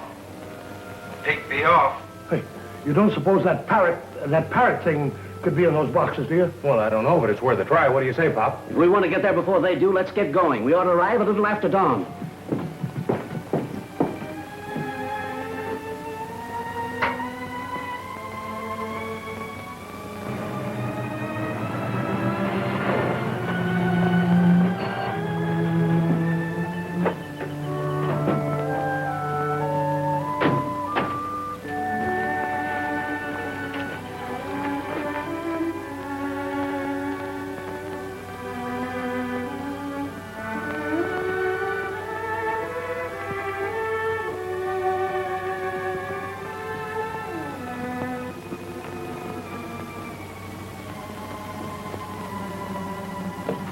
Oh, Jim.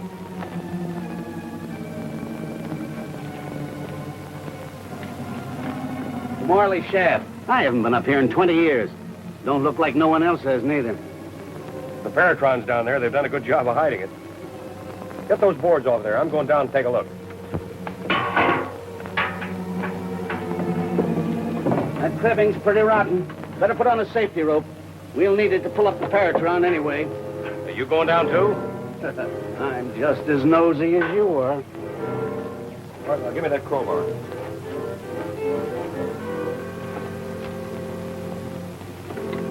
There you are.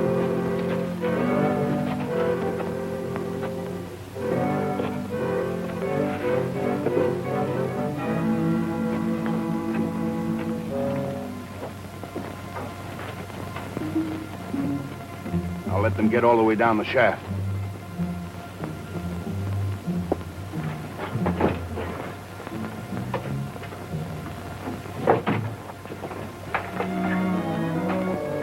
Hey, there we are, Pop. I've got to hand it to you, son, for some smart figuring. Come on, let's get it out of here. Wait a minute, Pop. That doesn't feel right. Rocks.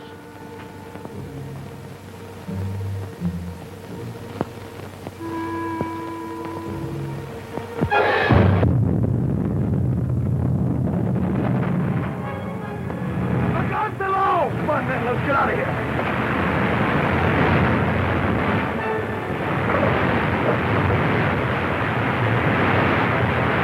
How's that for the perfect accident?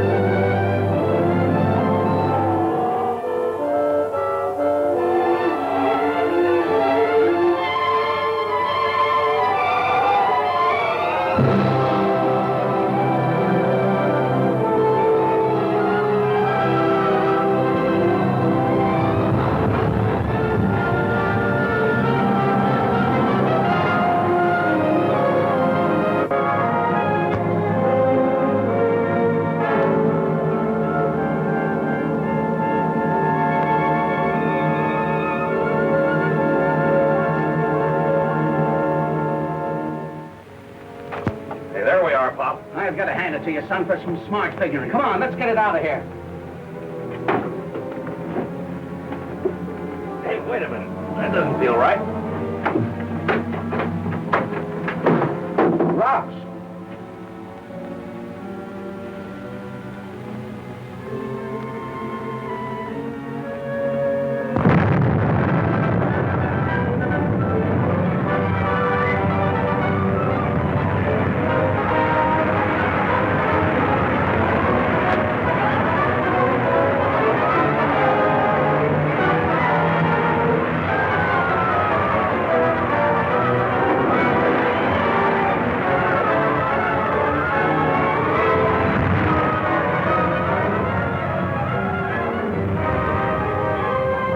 Can't stand here. Let's start digging them out.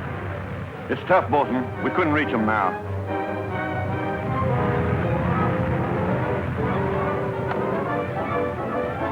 Coming, Bolton? No, first I'm gonna find the gang that did this and wipe them out. They must be around here someplace. Well, are any of you going with me? Yeah, we're with you, Bolton. All right, you two take that side. Come on with me.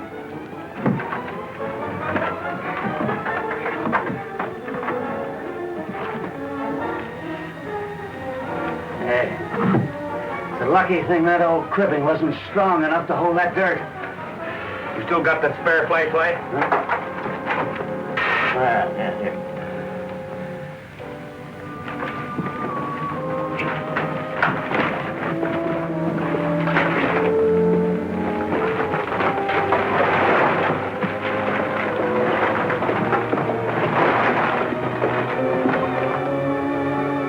Might be a drift of the old pocket mine. Yeah. Well, anyway, it's got to come out somewhere.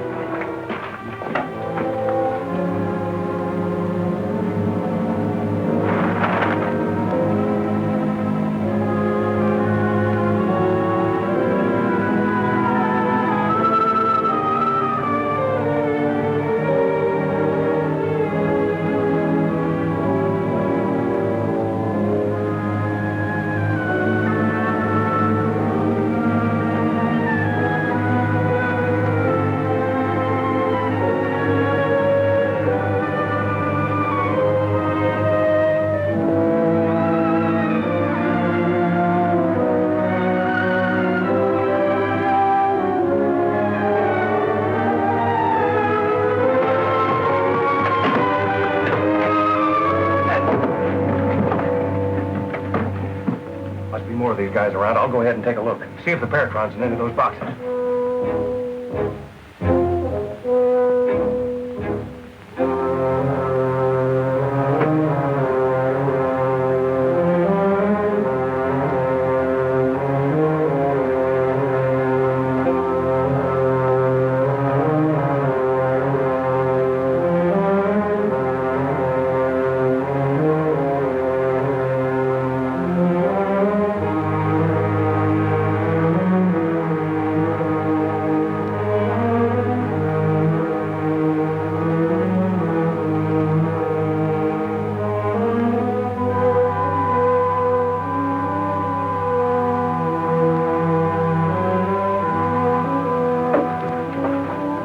Paratron's in here, all right. That's fine. Now all we have to do is get past a half a dozen outlaws. Right. Down there, about 100 feet. Hey, where's that guard? No, don't worry about him. He's all tied up and tucked away. Good. You ready? Yeah, we'll have to shoot our way out of it. And with one gun. I wish I'd...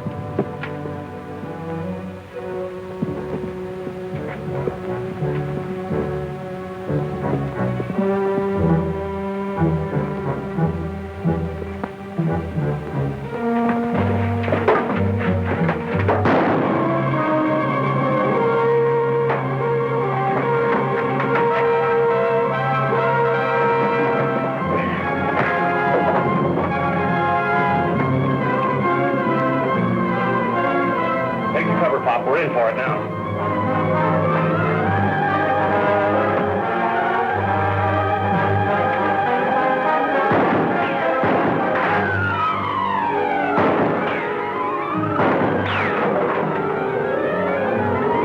Get a couple of torches.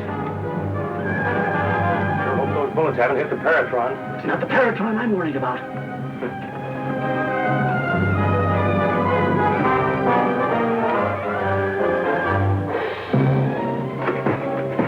Hey, we got plenty of ammunition anyway, Pop. Here, you better stock up. Here they come again. Look at those crazy fools, waving torches so we can see them better.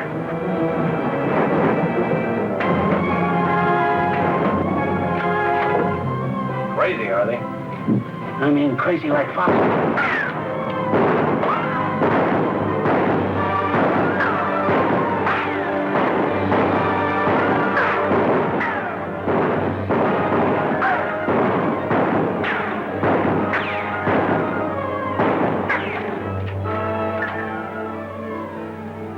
It's like shooting black cats in a dark alley.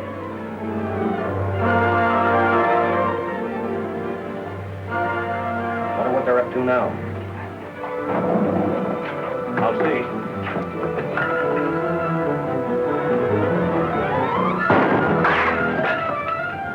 Well, you saw.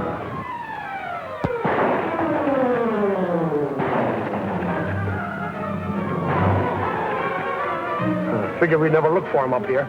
Go back and get the others. We gotta get those flares out of here. You take the one over there and I'll get this one over here.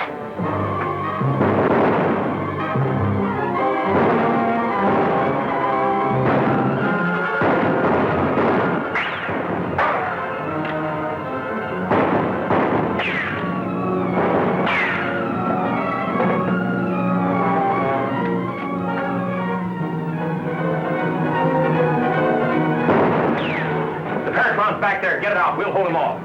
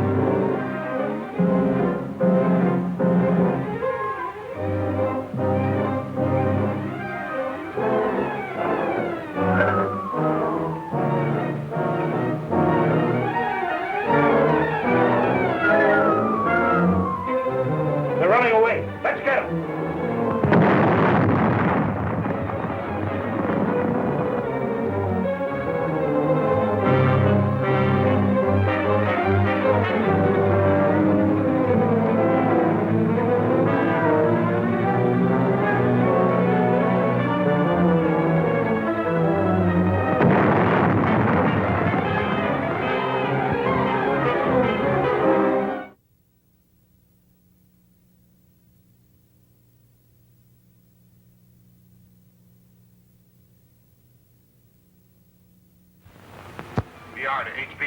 BR to HB. Come in, BR. I know all about your blundering. We can't stay here. Hudson will come back and forth and wipe us out. Hudson won't be there because you're going to get him first. I don't follow you. Listen, you'll be standing by gunsight mine with your men. At the proper time, House will turn the Paratron on the mine. In the confusion, your men will go in and finish the job.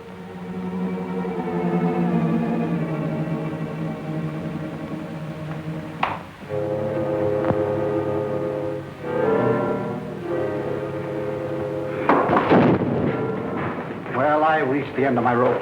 I can't work under these conditions. Violence, fighting, murder. Where are you going, Doctor? To see Hudson. I'm going to make arrangements to take the Paratron back to Seattle at once. Please, Doctor, don't act in haste. I've made up my mind.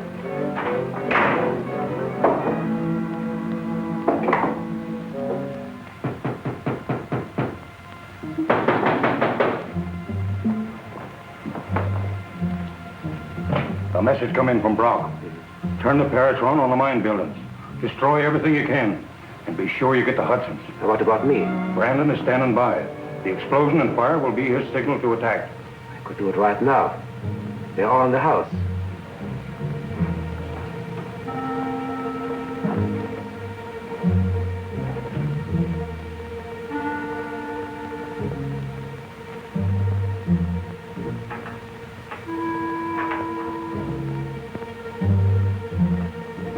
I'm afraid now would be a bad time to move the Paratron. Why? I can't promise anything. I just have a feeling things are coming to a climax. And when they do, what will happen to the Paratron, to all my work? We'll have to take that chance. Just hope to strike before they do. And I still say we ought to go back to Pokett with the Marshal and his men and wipe them out. And I still say they're not going to sit there waiting for us. So you think your plan will work? I'm sure of it. It's only a matter of days. Maybe hours.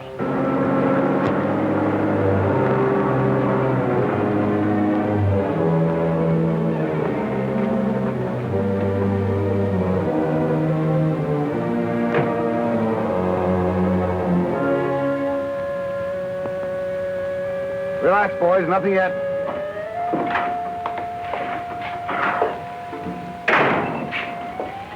Busy, Doctor? Yes, I'm very busy. What are you doing? Dr. Miller and I are about to conduct an experiment. So if you'll excuse me. Oh, sure. Go right ahead. Don't mind if I watch, do you? Dr. Miller is in a rather nervous state. Too much excitement, huh? If you please.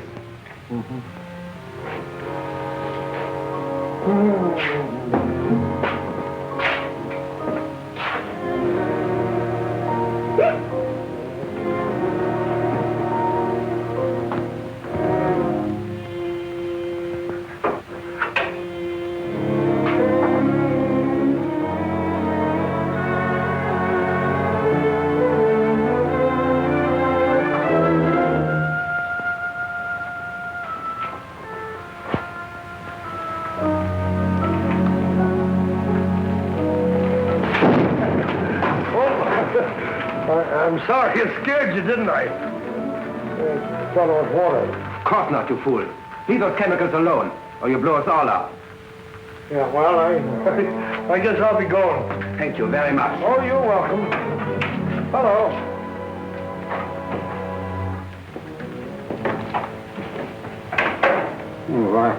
Why is it loaded? What are we doing? We were about to measure the speed of the light beam.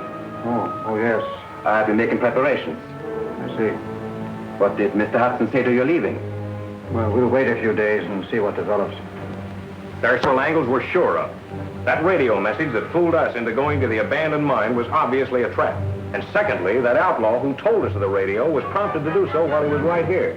Because naturally, he didn't figure on being captured at the hideout. So it was an inside job. He got it from one of our men. None of the miners was in the house, Pop. Nobody had a chance to talk to him. Say, Jim, the boys are taking the cream of that hot quartz out right now. I thought you'd like to see it. You bet. That quartz is another reason why the doctor ought to stick around. Coming, Ruth? Yes, I will.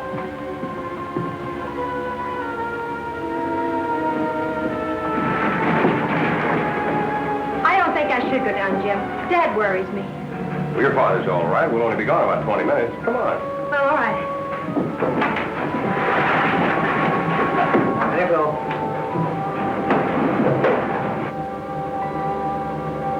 We will direct the beam through the window against the hill and measure the speed that way.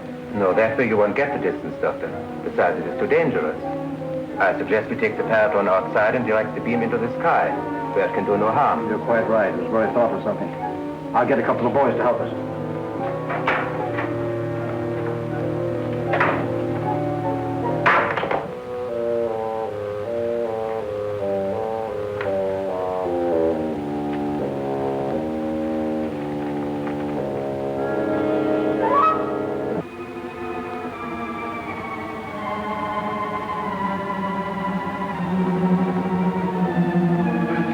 Just what the doctor ordered, eh? Yeah, the quartz seems to be getting stronger the deeper we go. What are we stopping here for? I want to show you the difference in the quartz on this top level.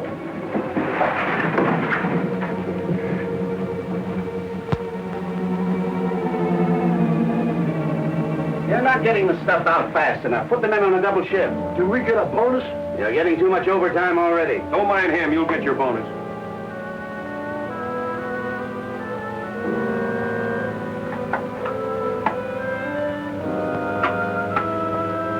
My belief the array will reach 20,000 feet. Now we'll see.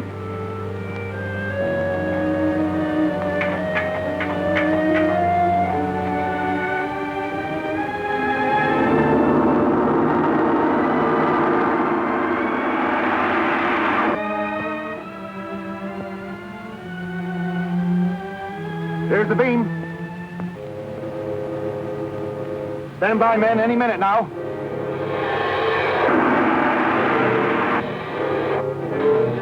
$15,000. Give it more juice.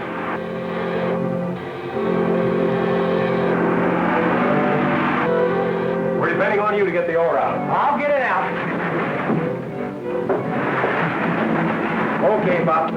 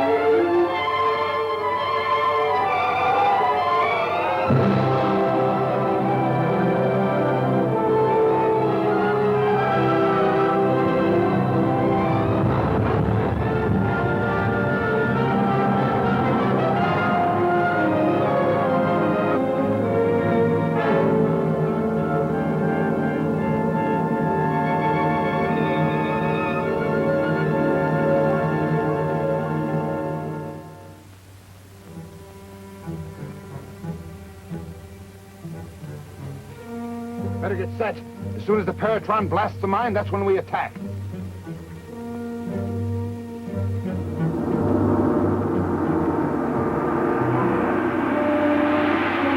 There's the beam. Stand by, men, any minute now.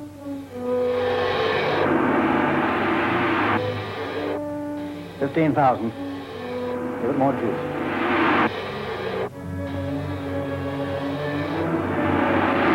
We're depending on you to get the ore out. I'll get it out. Okay, Pop.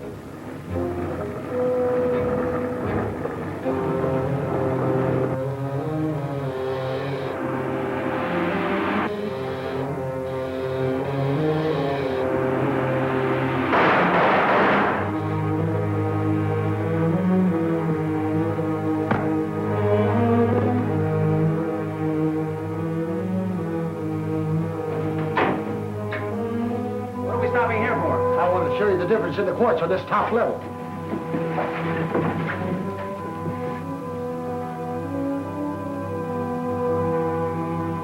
You're not getting the stuff out fast enough. Put the men on a double shift. Do we get a bonus?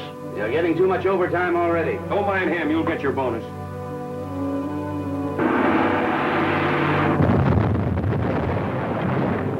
What's that? Follow me quick. Up this ladder.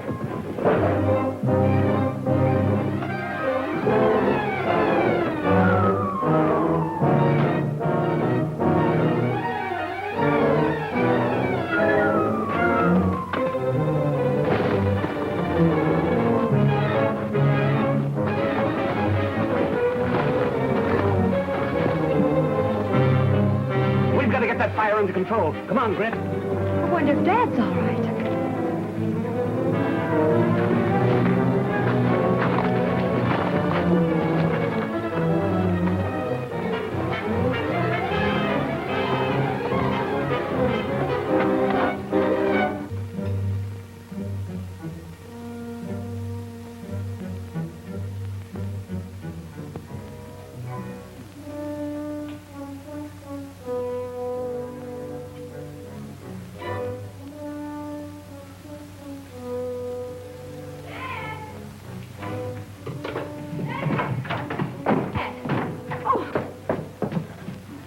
What happened? I don't exactly know. It was so quick. I heard the shots fired, and then somebody hit me from behind. When I came to, the shaft house was inflamed, and Dr. Miller was lying beside me, unconscious. So I brought him in here. Joe, we better get him upstairs.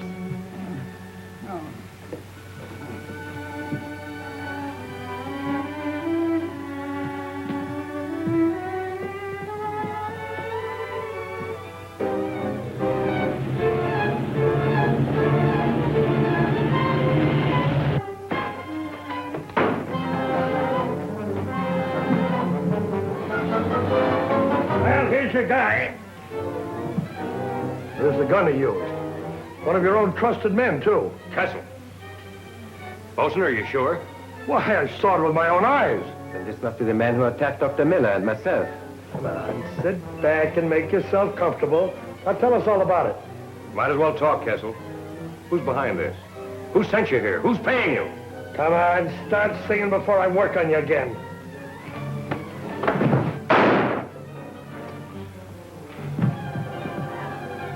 Why'd you do that? He wanted to kill me. I lost my head. I'm all confused. I don't know anymore what I'm doing. I'm sorry. Pop, there's your man that's been working from the inside. Well, it's about time. Kessel. Why?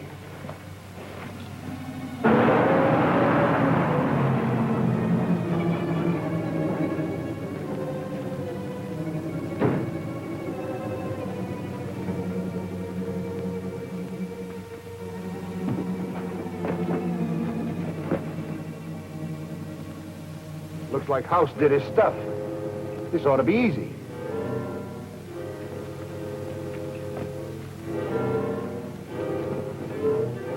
Huh, it's them high binders again. Come on, man!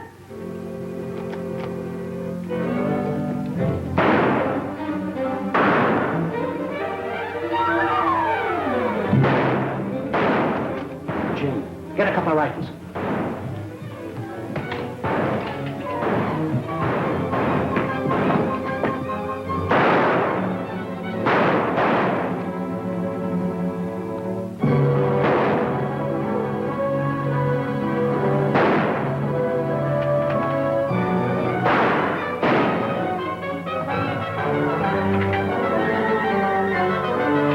To the paraton. You must take it inside.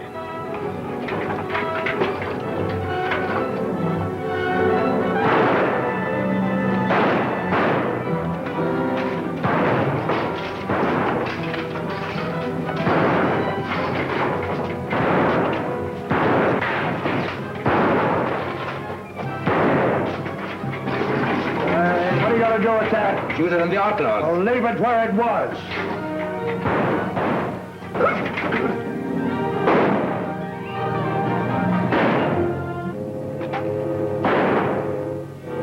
I said this is going to be easy.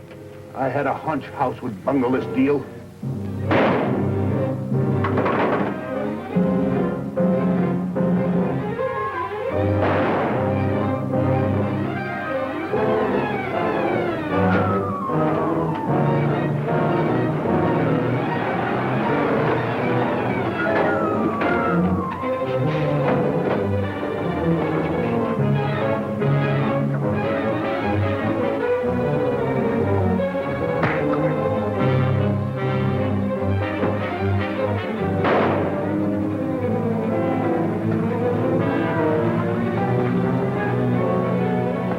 Thanks, Pop.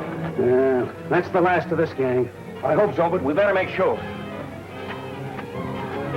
Well, boys, the smokes are on me. Light your own cigarettes. And get back to work. What do you think this is, a birthday party? I'm sorry you wouldn't let me use a paraton on them. That's too bad. Maybe you better go outside and see if they got them all.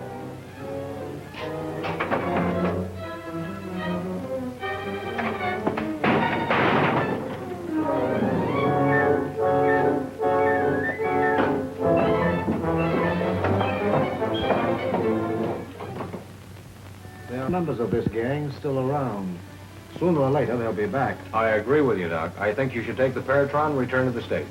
And I shall accompany the doctor, of course. Certainly, Dr. House. Well, fine. I'll load the Paratron in the station wagon and get things ready for you. Thank you, Jim. You know, Doc, for your sake, I'm glad you're gone. But it's going to be awful quiet around here.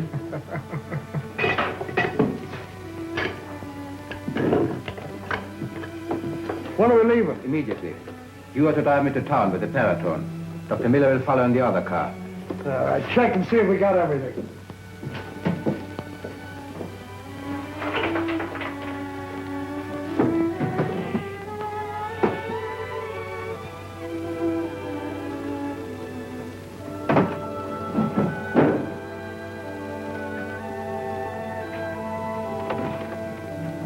sorry to have kept you gentlemen waiting.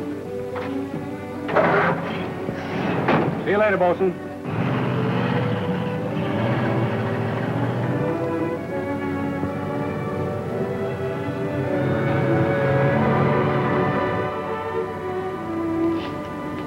Stop the car.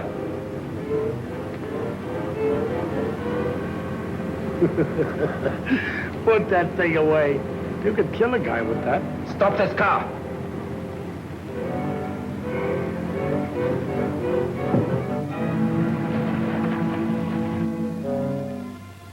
Get out.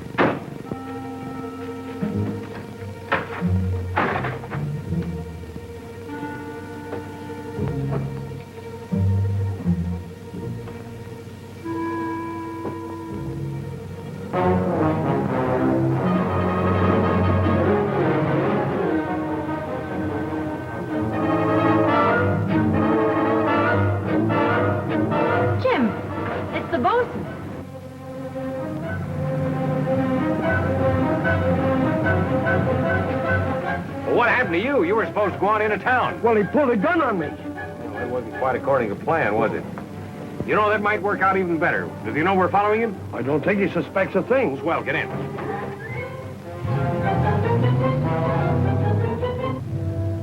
Did you have to come straight to my office after that showdown at the mine? Where should I have gone? Never mind. The thing now is to get you and that Paratron out of town fast before the Hudsons come looking for it. So, this is what I spent all those weeks trying to get, is it? Let's have a look at it.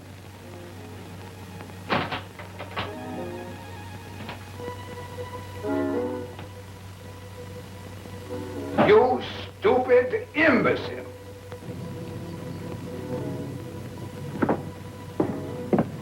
He went into Brock's office. I can't understand it. What's so strange about that?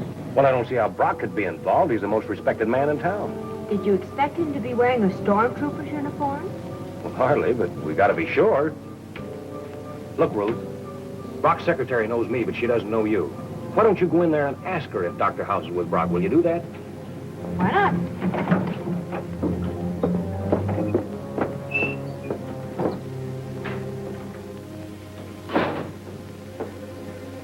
I came into town with Dr. House. He told me to meet him here. I see. Well, he's in with Mr. Brock just now. Shall I tell him you're here? Oh, no, don't bother. I have some shopping to do anyway. I'll drop back later. Thank you.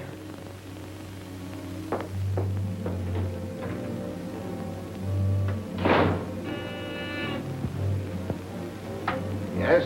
Miss Miller was looking for Dr. House. How do you notice, Miss Miller? From Brandon's description of her. Did you tell her House was here? Yes, How long ago? just now. Well, it becomes clearer every minute. You walked into a beautiful little trap. What are we to do? Brandon and his men are gone. Shut up. No one left but us. Deputy Marshal's office, please. Why do you call the marshal? You're mad. Hello, Marshal. This is Brock speaking. There's a troublemaker on his way here to annoy me. I'd like to have you take care of him for me. You will? Thank you. I guess that'll take care of the Hudsons. I don't see how. They've suffered serious losses lately. Trucks, buildings, planes. They've become involved with a dangerous maniac named Miller, who has an infernal machine, killing and destroying with it. Will the marshal believe that? In this town, people believe what I tell them and do what I say. Well, he isn't the first big shot who's a fascist at heart.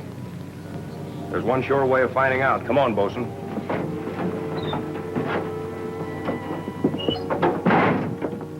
We should be leaving town, not sitting here, waiting. To leave town now would be the worst possible thing we could do. I want to see Brock. He's in conference now. You'll have to wait. I've waited long enough. Hold on, Jim. What's got into you? I want to see Brock. Yeah, that's what he told me. Maybe you better come with us and simmer down. I'm not going with anybody till I see Brock. Oh, hello, Jim. Glad to see you. There's your man, Marshal. That one? Of course. He came in here and tried to sell me an invention he'd stolen from Dr. Miller and the Hudsons. I got wise and arranged this little meeting. Brock. No. You don't believe him, do you? Not quite. I think you must have had a pretty good reason to believe that Mr. Brock would even be interested. Well, just the other day, your own father sent this man to me with a letter of introduction.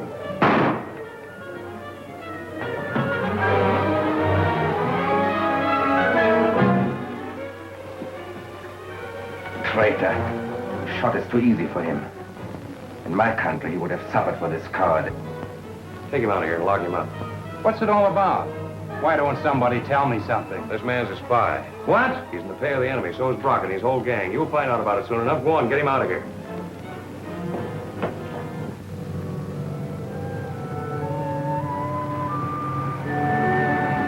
No, I'm not angry. I'm just peeved.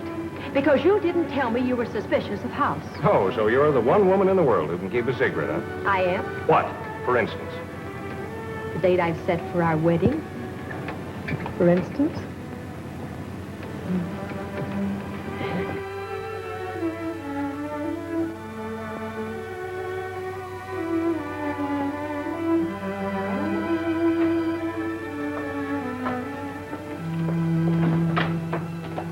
Take your hands off me, you big lug.